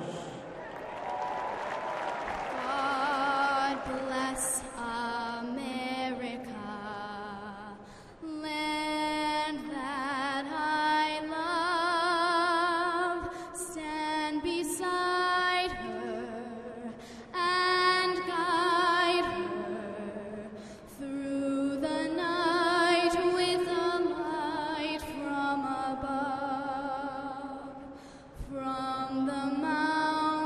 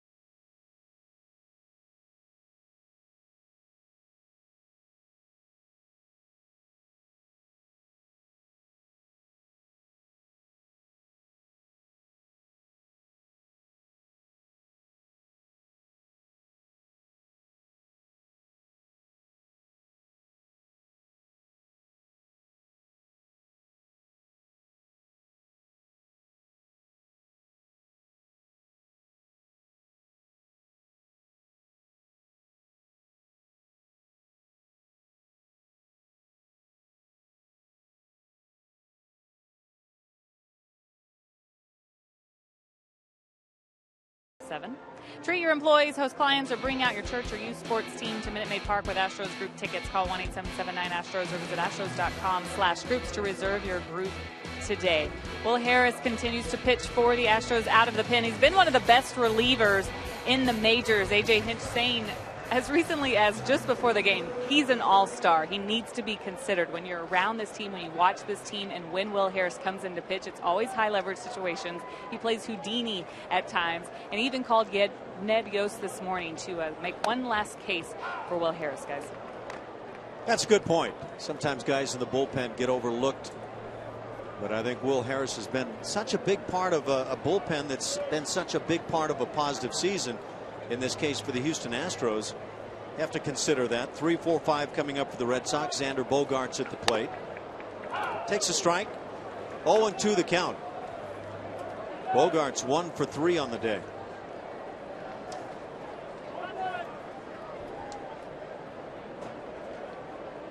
By the way, that home run for Evan Gattis, his 14th of the year.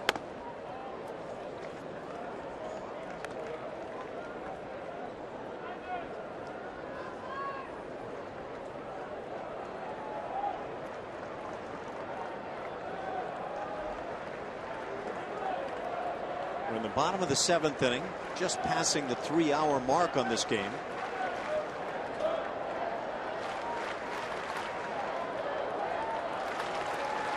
Had a chance to get this one in under 4, Blummer.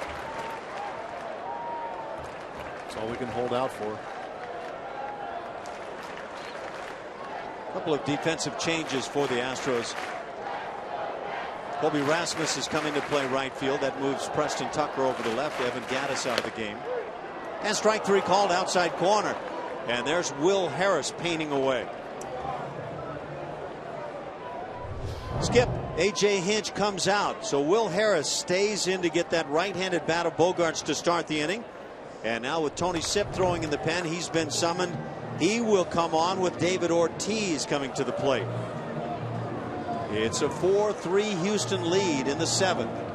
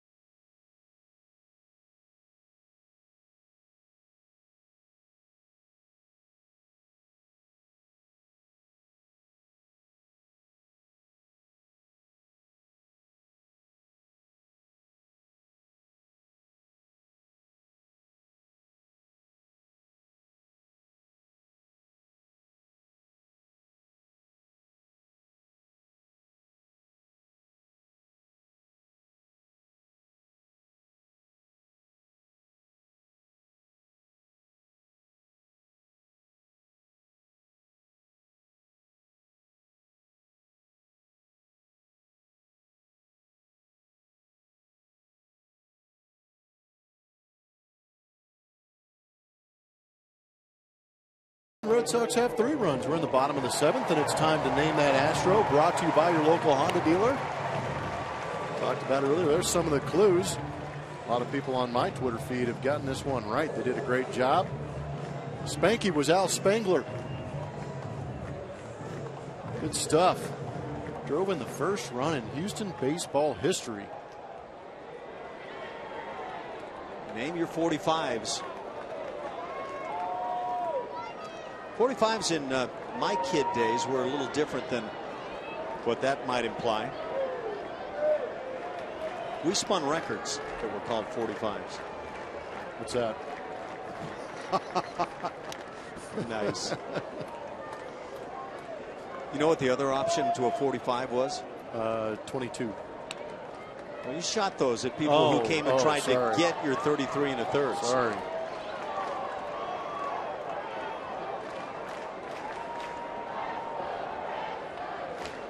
33 1/3 were your version of LPs back then. LP standing for long play. Got that, I guess. Yeah. Watching an LP. Ooh, are we ever? Ball and a strike. Ortiz 0 for 3 with a couple of strikeouts. Those came against McCullers.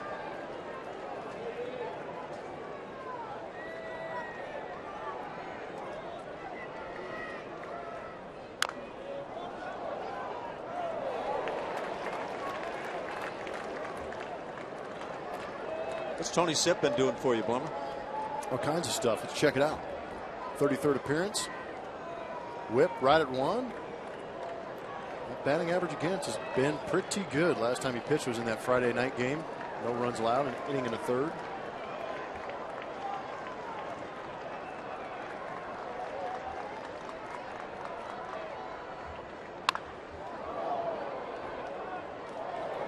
You know what this game has? It has the pace of a and the activity that's actually gone on in between a whole lot of stuff of a Game 7 of a World Series. Yeah, a lot of good fight. Some interesting high stress, high leverage innings. Pitchers working out of jams, and then some just really clutch hitting. If you're wondering about Lance McCullers today, he got the start, went 5 innings and allowed 1 run. It was earned, but has nothing to do with the win or the loss.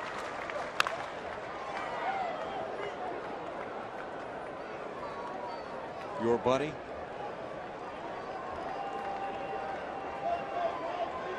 Yeah, just another one. I think we might have caught Blummer up without a name for a ball girl today. I was reading Gene Diaz's email. The Astros now have had 35 multi-home run games in 2015. And they are 31-3 in multi-home run games. I'm not sure how that adds up. Well, today's game, you have to take today's out of there. So in 34 previously, they are 30. So we've got a TBD on that one. 31-3, yeah. Today is the 6th time the Astros have hit back-to-back home runs. We talked about that. 31-3, you say, in the 34 previous multi-homer games? Yes. That guy hit the 2-run dinger. That tied the game. Evan Gattis came along, went back-to-back with Correa, put the Astros on top. It's 4-3 Houston, but we're just in the 7th. Stick around if you've got the time. And now 3-2 on Big Papi.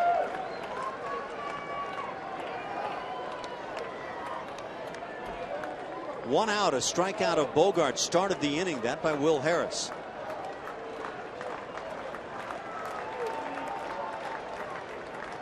Ortiz steps back,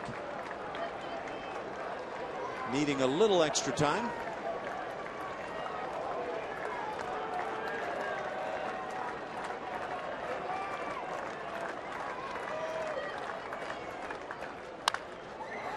And again grounds 1 foul. There's Julie. Nice play, Julie. That's how Euchre used to catch knuckleballs, isn't it? Wait till it stops rolling. There you go. Making friends out there. Young Hanley Ramirez fan. You had Shania and Reba out here yesterday. Yeah, they're big. Their parents were big country western fans. Yeah.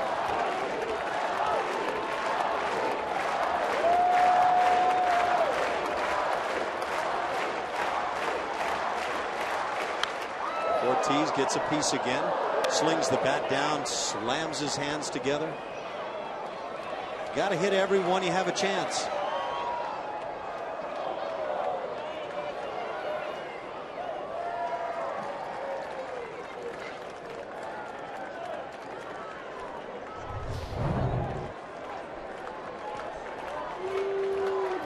It's a good pitch to hit, and that might explain why Papi's numbers are down. Usually he squares those up pretty good.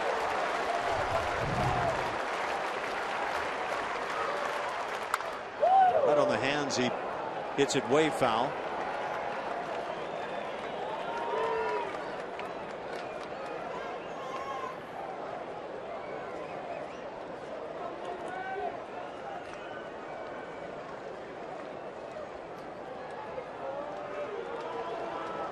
Shift on, but that shift needs to be on this side, the fan side of the first base line, the way Ortiz has been pulling it. Oh, we can keep moving over.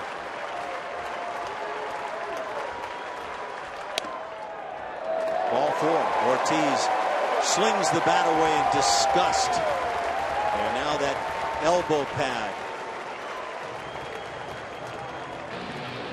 You like OPS as a tell-all? I think it's very telling. What's interesting to me is that fourth team on that list, the Athletics, with that good differential, don't have the record to back it up. That tells you they're getting bombed on in some of those games. We talked about it in between one of the breaks, and I'll let you jump in. But, you know, we look at ERAs, we look at run differentials, we look at some of the other numbers, but you combine a couple and you get a good idea of what OPS means to some teams that are leading their divisions. Astros doing quite well at it, holding the opponent down to that 671, while the offense, with all those home runs they're racking up at 735. Yeah, those numbers can tell you a lot, but you can't account for winning 10-0 and then losing 3 games by 1 run. And whatever's been happening with the Oakland A's, it hasn't been turning into a whole lot of wins. They're at 38-46. 10.5 back at the start of play today. Can run through some other games going on. Toronto has defeated Detroit 10-5. The Tigers. Boy, that's hard to figure what's going on there. A game over 500. 10-5. Blue Jays win at Detroit. Baltimore leading in the 8th inning at Chicago 7-1. Tampa Bay downing the Yankees today 8-1. So the Yanks start the day in first place. They'll still be there, but that lead in the East has been minimal all season long. Minnesota downs the Kansas City Royals beat Minnesota 3-2. Oakland underway in the 3rd inning, hosting Seattle. They're scoreless. You ready for the Oakland A's record in 1-run games? Okay, well, I'm going to guess that they have lost a good number of those. 6-20. Yikes. There you go. And see, that's why the numbers don't tell you the story on the wins and losses the way you would think they would. You can look at some of those numbers and say, boy, the Oakland A's ought to be a lot better than they are. Haven't won close games.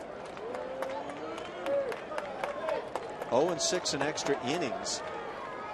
Wow. Well, it sums up exactly what we were talking about. It's amazing.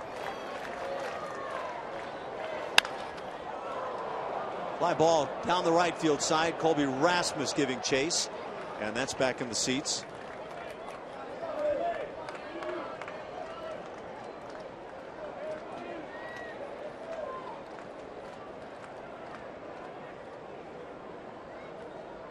And I think it's why, and we look a lot at Baseball Reference and other online places about baseball. Seen that they've rated the Astros as the Athletics as the 4th best team in baseball over the past week or two, but the record says they're in last place in the American League West.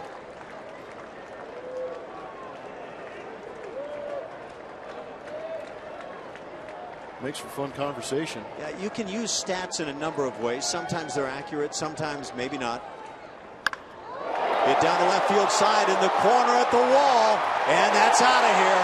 Hanley Ramirez with a 2-run home run, and the Boston Red Sox recapture the lead. They go on top 5-4. Number 18 for Hanley Ramirez. This is like a couple of heavyweight boxers going at it, matching each other blow for blow.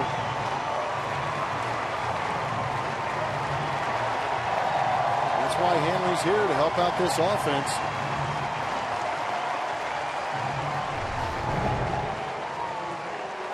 Looked like a split finger. Didn't really lay into that one. Hanley didn't. Just kind of threw the barrel at it.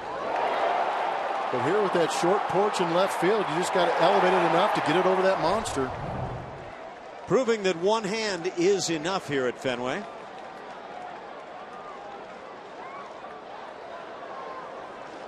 Well, there goes that lead. Astros bullpen now getting loose again. Josh Fields heats it up.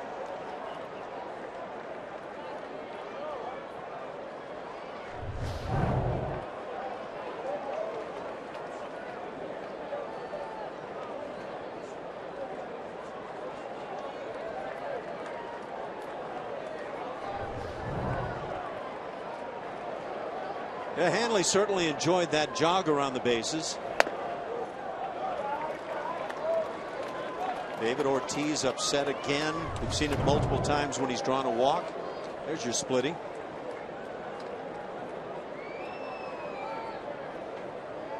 Just dropped the head on it. Really didn't finish that swing.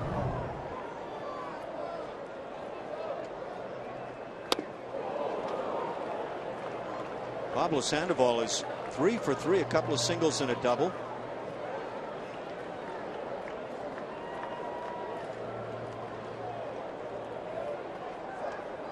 Yeah, it's going to be hard to remember back, however this game winds up, that it was started by Lance McCullers and Eduardo Rodriguez.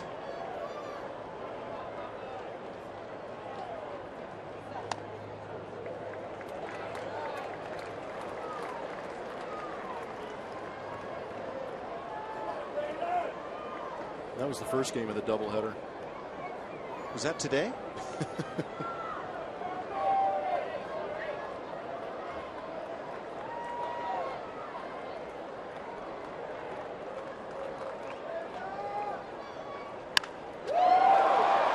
Fly ball left center field. Marisnick calling, and he'll make the catch. 2 outs here in the 7th. Shane Victorino comes to the plate, 0 for 2 with a sacrifice.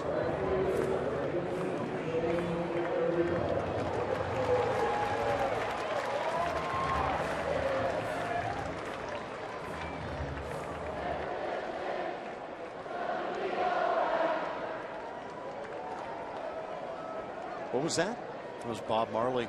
Everything's going to be all right. That Shane Victorino comes up to the plate too. Fans getting involved in it.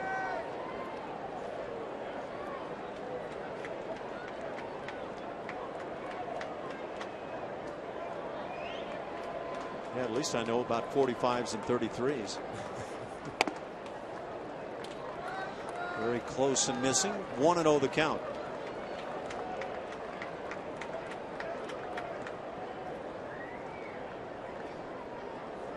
Josh Fields.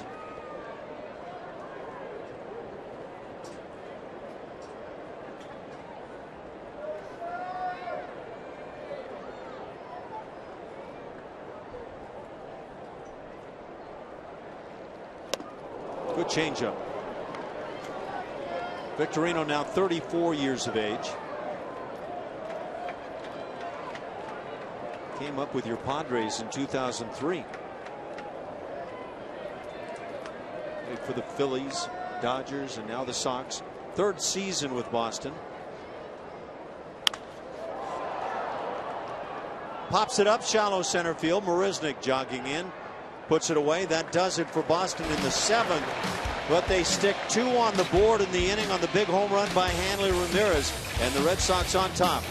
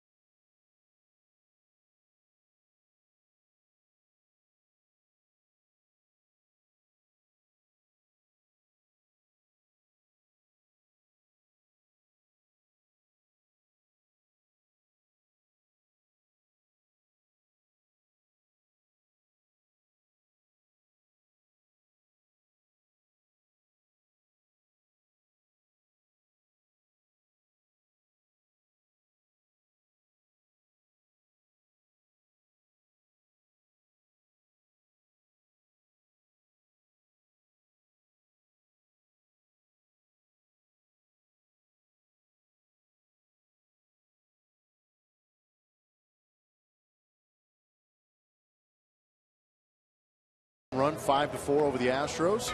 Watch every out-of-market game live or on demand in True HD over 400 mobile and connected devices with MLB.TV Premium. Real-time highlights, live look-ins, pitch tracking, and more. Blackout and other restrictions apply. Visit MLB.TV for details. There it is. That 137-foot-high green monster in left field. 36,481, a sellout on hand here at Fenway today. Julia braved the top of that wall earlier.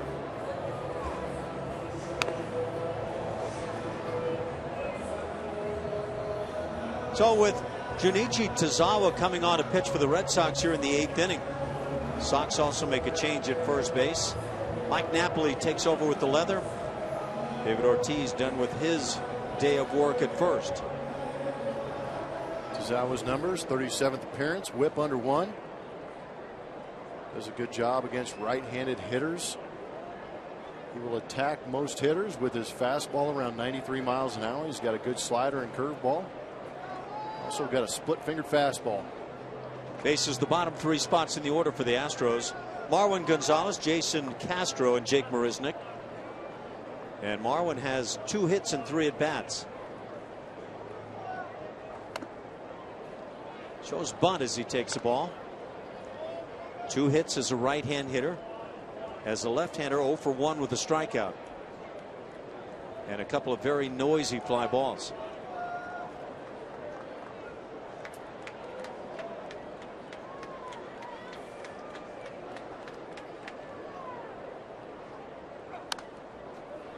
For the Red Sox on the mound, it's been Rodriguez, Ogando, Lane, Barnes, and now Tazawa.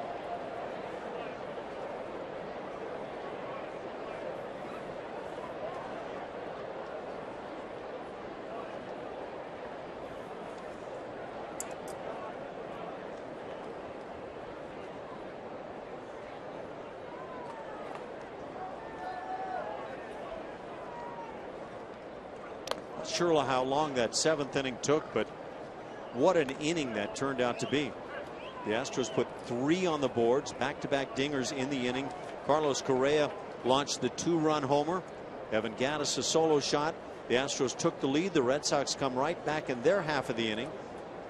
And with 1 out, David Ortiz eventually coaxed a walk. Hanley Ramirez hit one over the monster, and the Red Sox leading it now 5-4.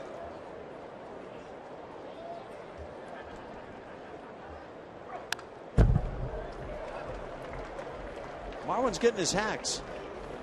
He's getting some good passes, just fouling them straight back.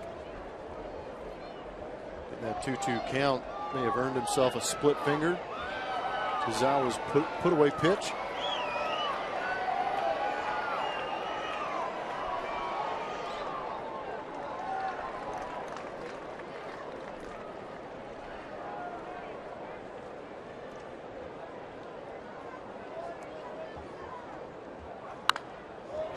Popped up near the seats. Hannigan with the play. Out number 1 here in the 8th.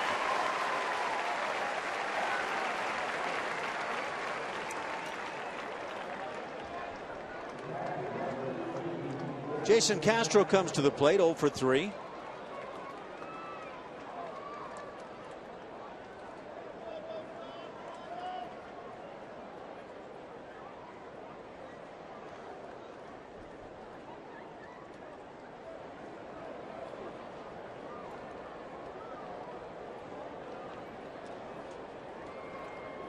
Is there enough left in the tank for this Houston Astros offense to come back once again? Well, if the Astros happen to go up and down 1, 2, 3 here in the 8th inning for the 9th, it would be the top of the order: Altuve, Tucker, and Correa. And it's where you'd like to be. Although you'd like to bring those guys to the plate here in the 8th inning as well. They get up in this inning, that means there's going to be runners on, which is a good thing.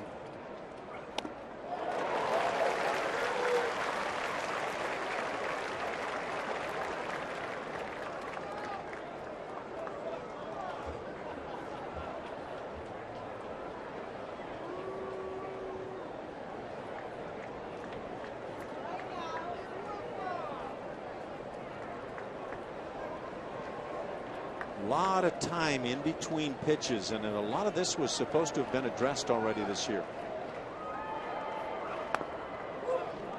1-2.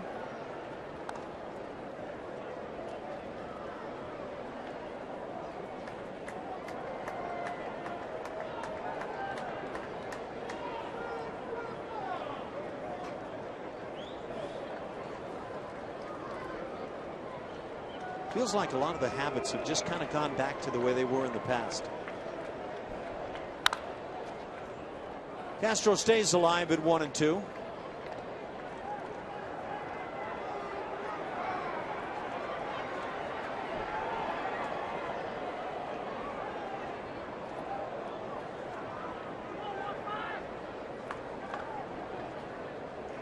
Over 3.5 hours, or right near that mark right now, to get to this point. Isn't Fenway like going to an amusement park, though? Just kind of trying to extend that stay a little bit. Well, maybe so. For a lot of fans, I'm sure it feels that way. Yeah, you can look around the ballpark, though, and you get to this stage of things, and a lot of the folks have left.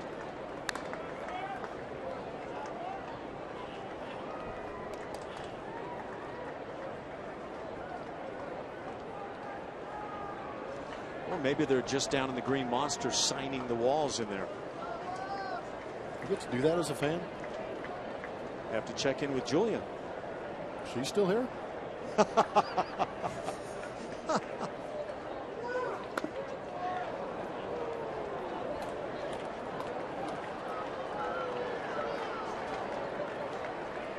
See, the game started at 1:36 Eastern. It's now 5:08. Yeah, it's just over 3.5 hours.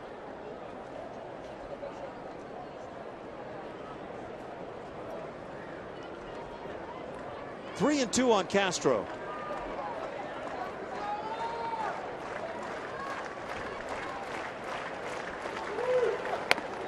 And ball 4. A 1-out walk brings Jake Marisnick to the plate. It's a good start for the Astros. Just keep getting base runners. And now we check in with Julia once again. There she is. Hey, I'm here. And I'm hanging out with a bunch of Red Sox fans who have been really nice. But you guys know, coming up here in the bottom of the 8th, it's tradition for them to sing Sweet Caroline. They are going to show me how it's done. So don't go anywhere. Wait a minute now. I heard you and Blummer were going to combine on a duet on that. No. This is Julia's show. She has been waiting for this moment. Wow. No, this is her moment. Show. I am hugely disappointed now. No, this is big time. This is good. She's You going don't to be want me to right sing. in the middle of it. I think Guys. it's great. You do not want me to sing. Oh, you can have the mic on. Give me a break. Come on. It'll be fun, though. Don't go anywhere, though. Now she's That's trying coming to up. tell us what we want and what we don't want. Yeah, that should can't be win. great. Yep. Marisnick has a strike on him. Jake had a very big swing in the 4th inning, driving in a run with a base hit. And he's thrown out a runner trying to go an extra base, and then made one of the great catches we've seen all year, going up against the monster in left center. Yeah, that play better get some recognition. That was a good one. Alex Presley has come on as a pinch runner for Jason Castro. This ball is rammed to the seats in the upper tank down the left side.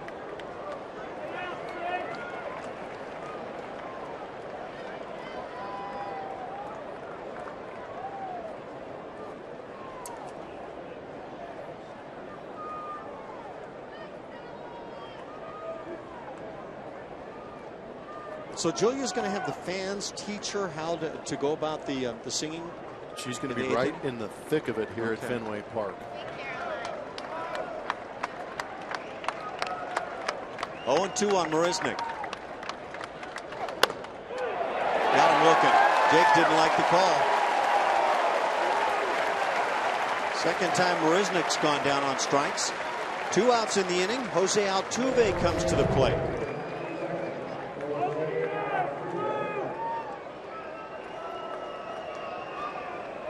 Altuve has already picked up a hit to move things to 13 games on the hitting streak. Jake had maybe a reason to argue right there. Yeah, we talked about it earlier in that 2-strike count. Don't put it in the umpire's hands. But you're right, though.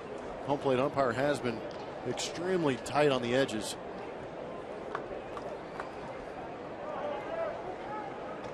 Altuve at the plate, 1 for 4, stolen base, and scored a run.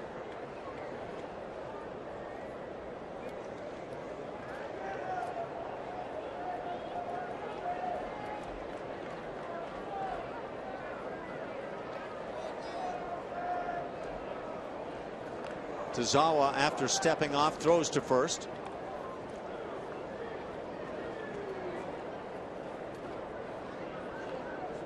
Presley, a threat to run.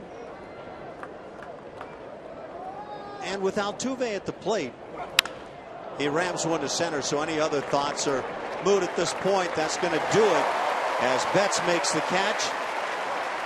So the Astros fail to score in the 8th inning, trail the Red Sox 5-4, and we check back in with Julia. Thank you very much. The 8th inning stretch here, and you hear the music starting. These guys right here, these hardcore Red Sox fans are about to show me how it's done. They're already singing. Is there arm movements? What do I need to be doing? Y'all sing.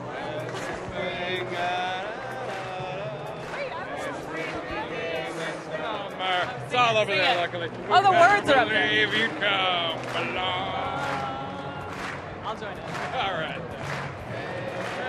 I know this part. Touching hand, reaching out, touching me, touching you. Sweet Caroline, ba, ba, ba. Good times never seem so good. So good, so good, so good. I think ba, ba, ba. You had no idea you'd be singing on TV, didn't you? Yeah, you gotta sing a little bit, I guess.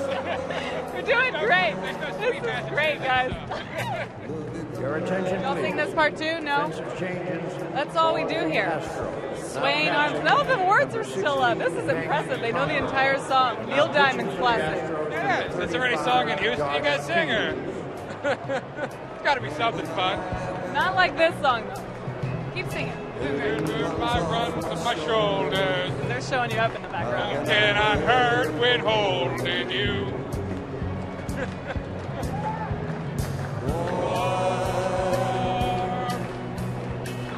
Touching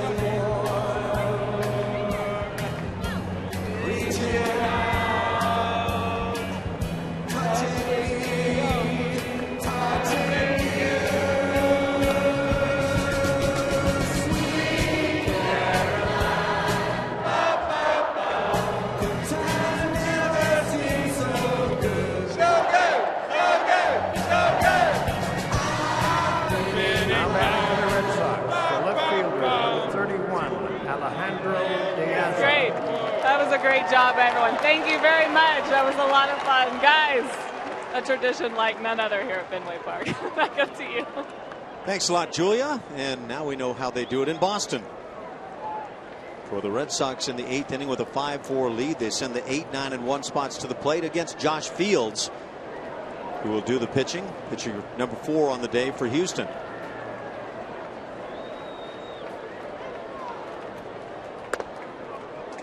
Meanwhile, here in the booth, I got to hear Jeff Blum sing it, and it was far better than anything the rest of you were able to watch or hear.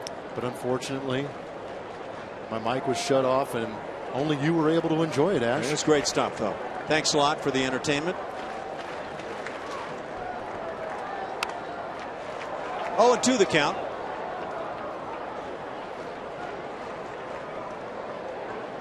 Imagine you can continue with some of that on the plane on the flight today. Hopefully a happy one on to Cleveland. That would be an excellent thing. I would be more than happy to sing if they pull this thing off. Entertain the boys with some high-class vocalizations. Yes, yes. Josh Fields' job right now is just to shut this thing down, keep the Red Sox where they're at, get that offense back in the dugout. Fly ball center field. Marisnick's there. Out number 1. It's a good start. Yeah, those 2 Red Sox runs in the 7th inning on the home run by Ramirez. Just crucial, obviously, on the game. Unfortunately, Tony Sips found himself in those situations. Last time Josh was out there, he got roughed up a little bit too. Didn't get credit for a third of an inning pitched. Gave up one hit, 2 earned runs, walked 2. 15 pitches thrown. So that Astros bullpen trying to turn things around. Red Sox offense is not letting them do it.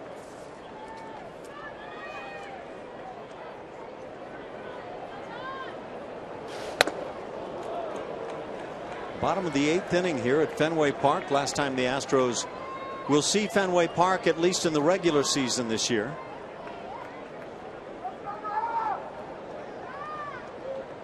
Well, the Astros on to Cleveland, 4 games with the Tribe. Dallas Keuchel starting tomorrow night against Carlos Carrasco. That should be a dandy. The 4 Houston pitchers in that series: Keuchel, Velasquez, Straley, and McHugh.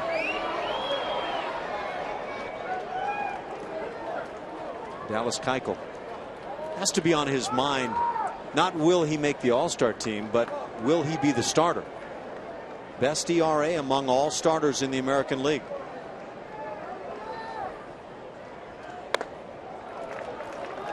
Tell you what, if he goes out in Cleveland and shuts them down and gets that ERA to drop even more, he's got to be probably the most strong. And he's already been the pitcher of the month twice this year. Yeah. So, I mean, that's a lot on your side.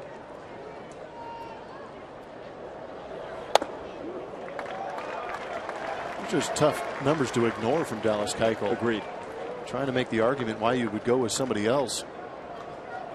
The National League has a 12-game winner in Garrett Cole. Now, he could be considered the starter, but then there's Zach Greinke, who has an ERA of 1.48. And he's made 4 consecutive starts without allowing a run. Not just an earned run, but a run. It's impressive.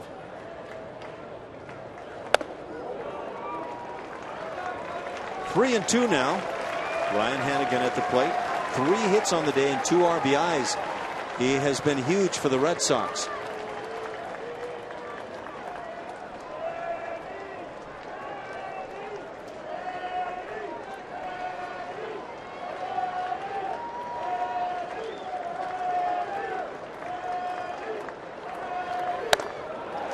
And he reaches for a 4th time as he draws the 1-out walk. Back to the top with Mookie Betts.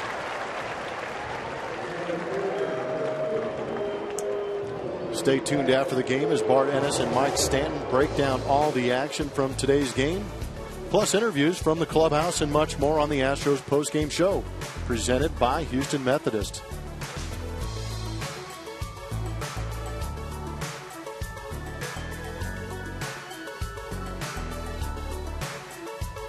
We've had some highlights in this series. Games have certainly taken some time, but they've been very intriguing. Yeah, when the ball's been put in play, there's been a lot of action.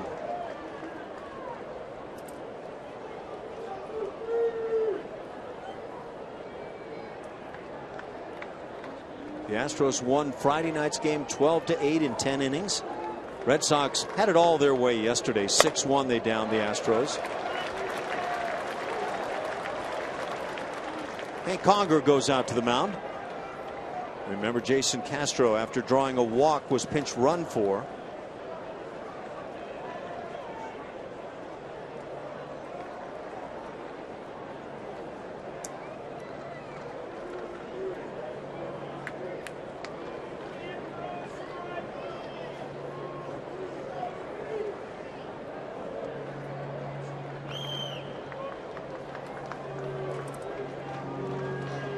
I imagine this is one of those ballparks that you're not too disappointed as the visiting team pitching coach to get away from. Just a challenge, and again the pace is such a big part for some reason that goes on here.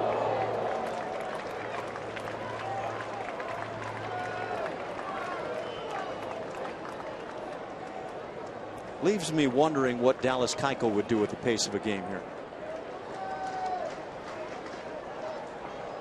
Knowing Dallas, he would just pitch his game. It wouldn't even faze him. He has an amazing ability to tune everything out except for what he's trying to go out there and do.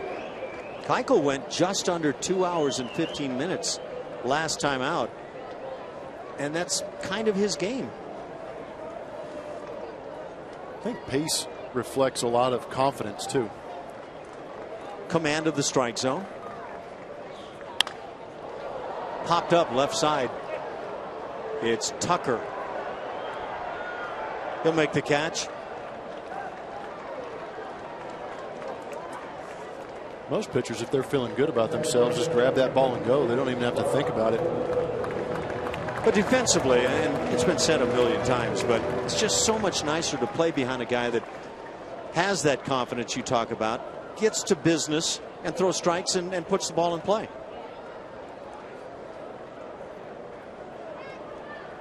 Brock Holt now comes to the plate. 1 for 4. It was Holt that drove that shot to left center field in the 6th inning that saw Jake Marisnick make one of the outstanding catches you will see.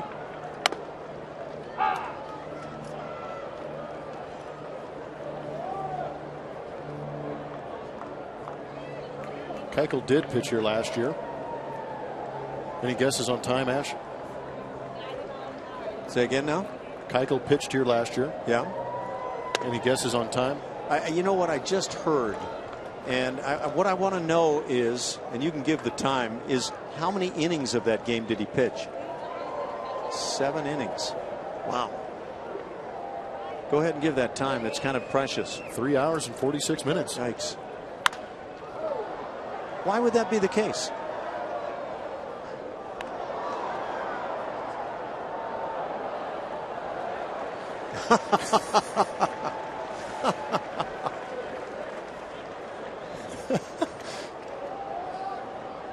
Well, there's all kinds of reasons. Yeah. Okay. We'll just leave it at the Fenway mystique, right? Yeah. Chopper goes foul. Just seems like there's a lot more time in between pitches here at Fenway for whatever reason, whether it be a guy stepping out, foul balls, Sweet Caroline. Sweet Caroline. Now you're going to blame it on that, huh? Yeah, I'm going to make all the Boston fans watching real happy about that. Now that Keuchel game did go 10 innings. So a 10-inning game went 346. Well, we just saw one the other night, 10 innings that went 423, I believe it was. I think it was 445 even. You know, after 4 hours, I'm not sure it matters a lot.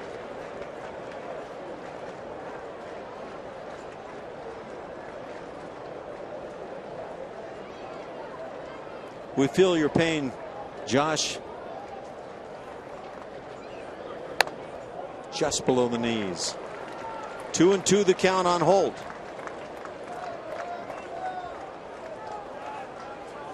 And it's walks and pitch counts for this Astros bullpen. Just seems like every time they've come in, there's either been an inherited run or they've put themselves in these situations by throwing a lot of pitches.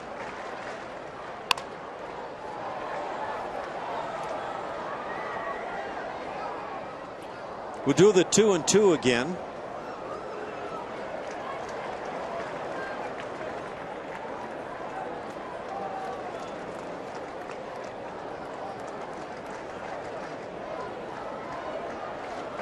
That's the dance we want to see the Astros doing in the dugout in the 9th inning.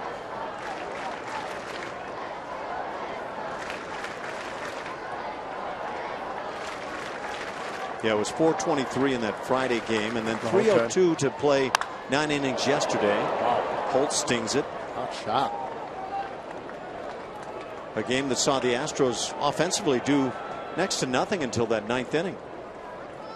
Yeah, they were able to sneak that run in. Clay Buchholz, my goodness, he looked extremely good. Complete game.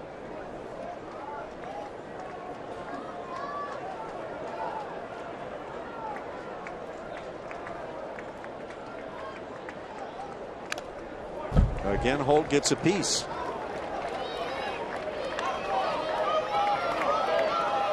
Shadows creeping onto the field, but really not much of an effect yet.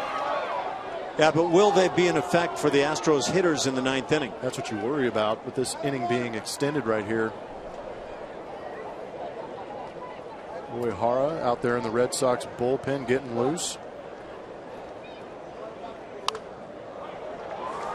For the Astros in the 9th inning, Preston Tucker, Carlos Correa, and Evan Gattis.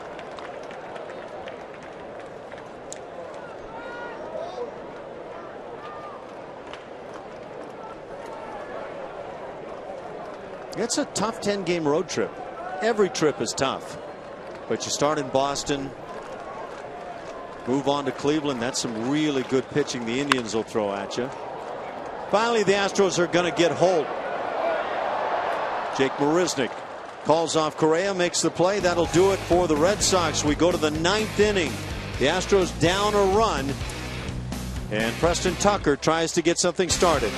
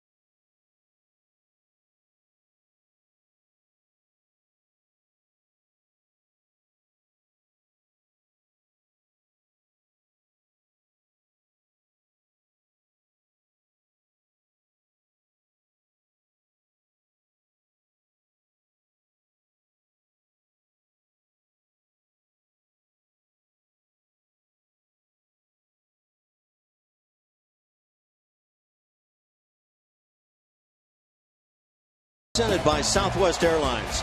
Book your low fare right now at southwest.com. And by Geico. 15 minutes could save you 15% or more on car insurance. Visit us at geico.com or call 1-800-947-AUTO.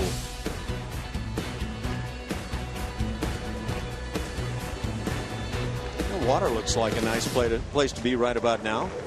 Especially with the weather we've been spoiled with up here. It's been nice, hasn't it? Oh, man, it was pleasant. Last night was great. All the fireworks going off on Charles River out there. Koji Uehara now into the game. 33rd appearance. 18 saves and 20 opportunities. Fastball, split finger. Cut it every now and then, but he likes to get to that split finger. It's been pretty nasty for him over the years. Pitcher number 6 for the Red Sox. Preston Tucker at the plate. Been a long day. 0 for 4 for Preston. That 4th at bat in the 7th inning scalded that dog right to shortstop for a line out.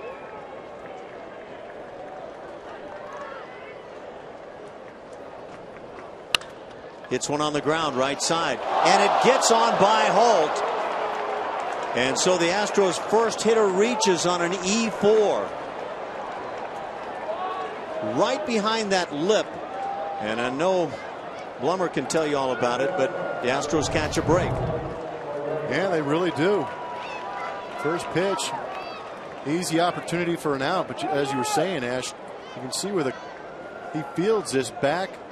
And as soon as you, even as a visual for an infielder, seeing that lip in front of you is going to give you the yips. And then you take into account it could take a bad hop. And now it's Carlos Correa. 3 for 3 with a walk, a stolen base. A home run, his 7th, a 2-run job. The Astros tied the game in the 7th inning with that 2-run home run by Correa. And then Evan Gattis gave him the lead. That was not to last, as the Red Sox scored a couple of their own in the 7th inning. A 2-run home run by Hanley Ramirez. And that's where we stand.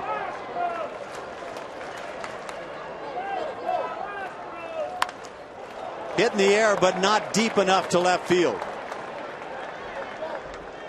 De Aza makes the catch. Correa just gets under one.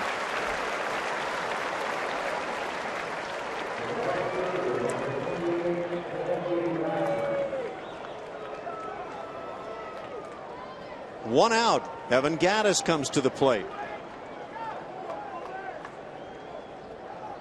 And yes, it is Colby Rasmus who came on as a defensive replacement. So Rasmus will stand in.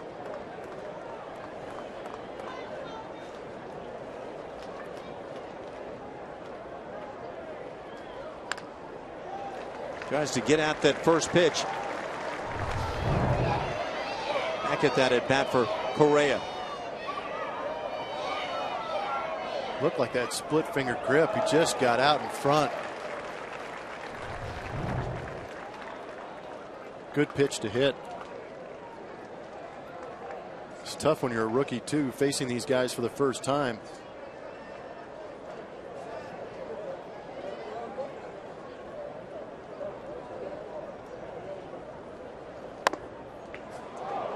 Ball and a strike on Colby. We're handed a note. The average time of games at Fenway this year at 3 hours and 4 minutes.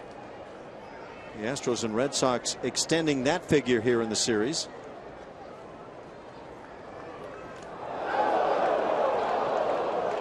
We are very near the 4-hour mark.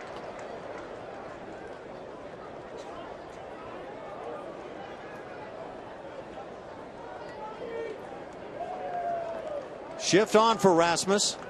Dan Uehara is actually relatively quick to home plate.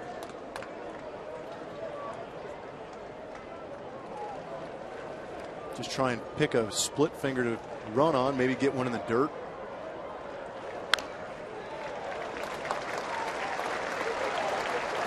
One and two now on Colby. Colby's got pop. Man behind him has a lot of pop. Valbuena.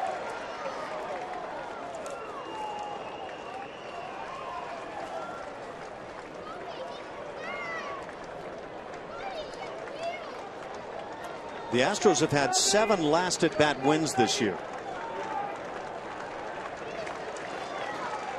The last one May 13th against the Giants. 1 and 2.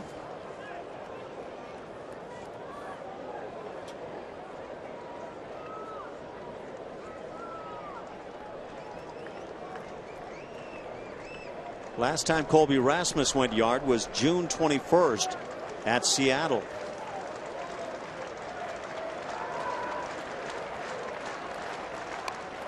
Tries to bunt and fouls it off. He had a wide open left side, but he couldn't get it down. And that's 2 outs now in the 9th inning. Brings up Luis Valbuena. What kind of wormhole did we fall down? That's the second or third time we've seen Colby Rasmus try and ambush a defense with 2 strikes with the bunt.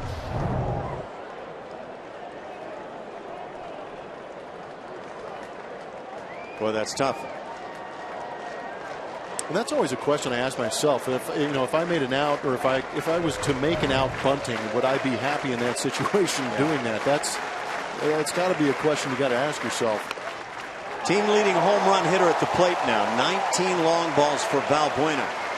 I was going to ask you, how would you have felt if Colby had laid that down and gotten a hit and runners would have been at first and second? Well, of course, if you do it, but still, I'd have the question, why did you do it?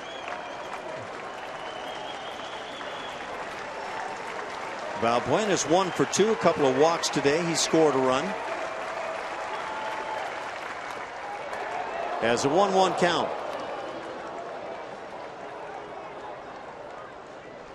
Evan Drellich tweeted out about the Astros bullpen.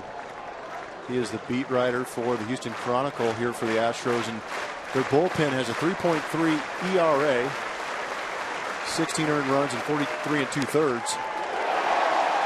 But the big number that sticks out is there's 22 walks in the last 15 days, including today. So that's a big number. Look at strikes 1 and 2 right there. Yeah, like we say, tight early in a ball game, and then it starts to expand.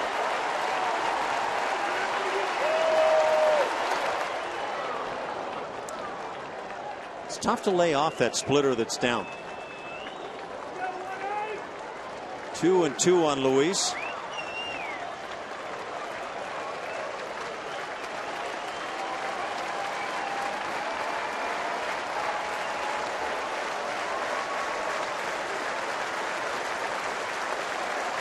Fans on their feet here at Fenway Park. And Valbuena down on strikes, and that's going to do it. Strikeouts of Rasmus and Valbuena to end it. And the Red Sox take 2 out of 3 over the weekend against the Astros. Hard fought, but it's going to be a tough flight on to Cleveland.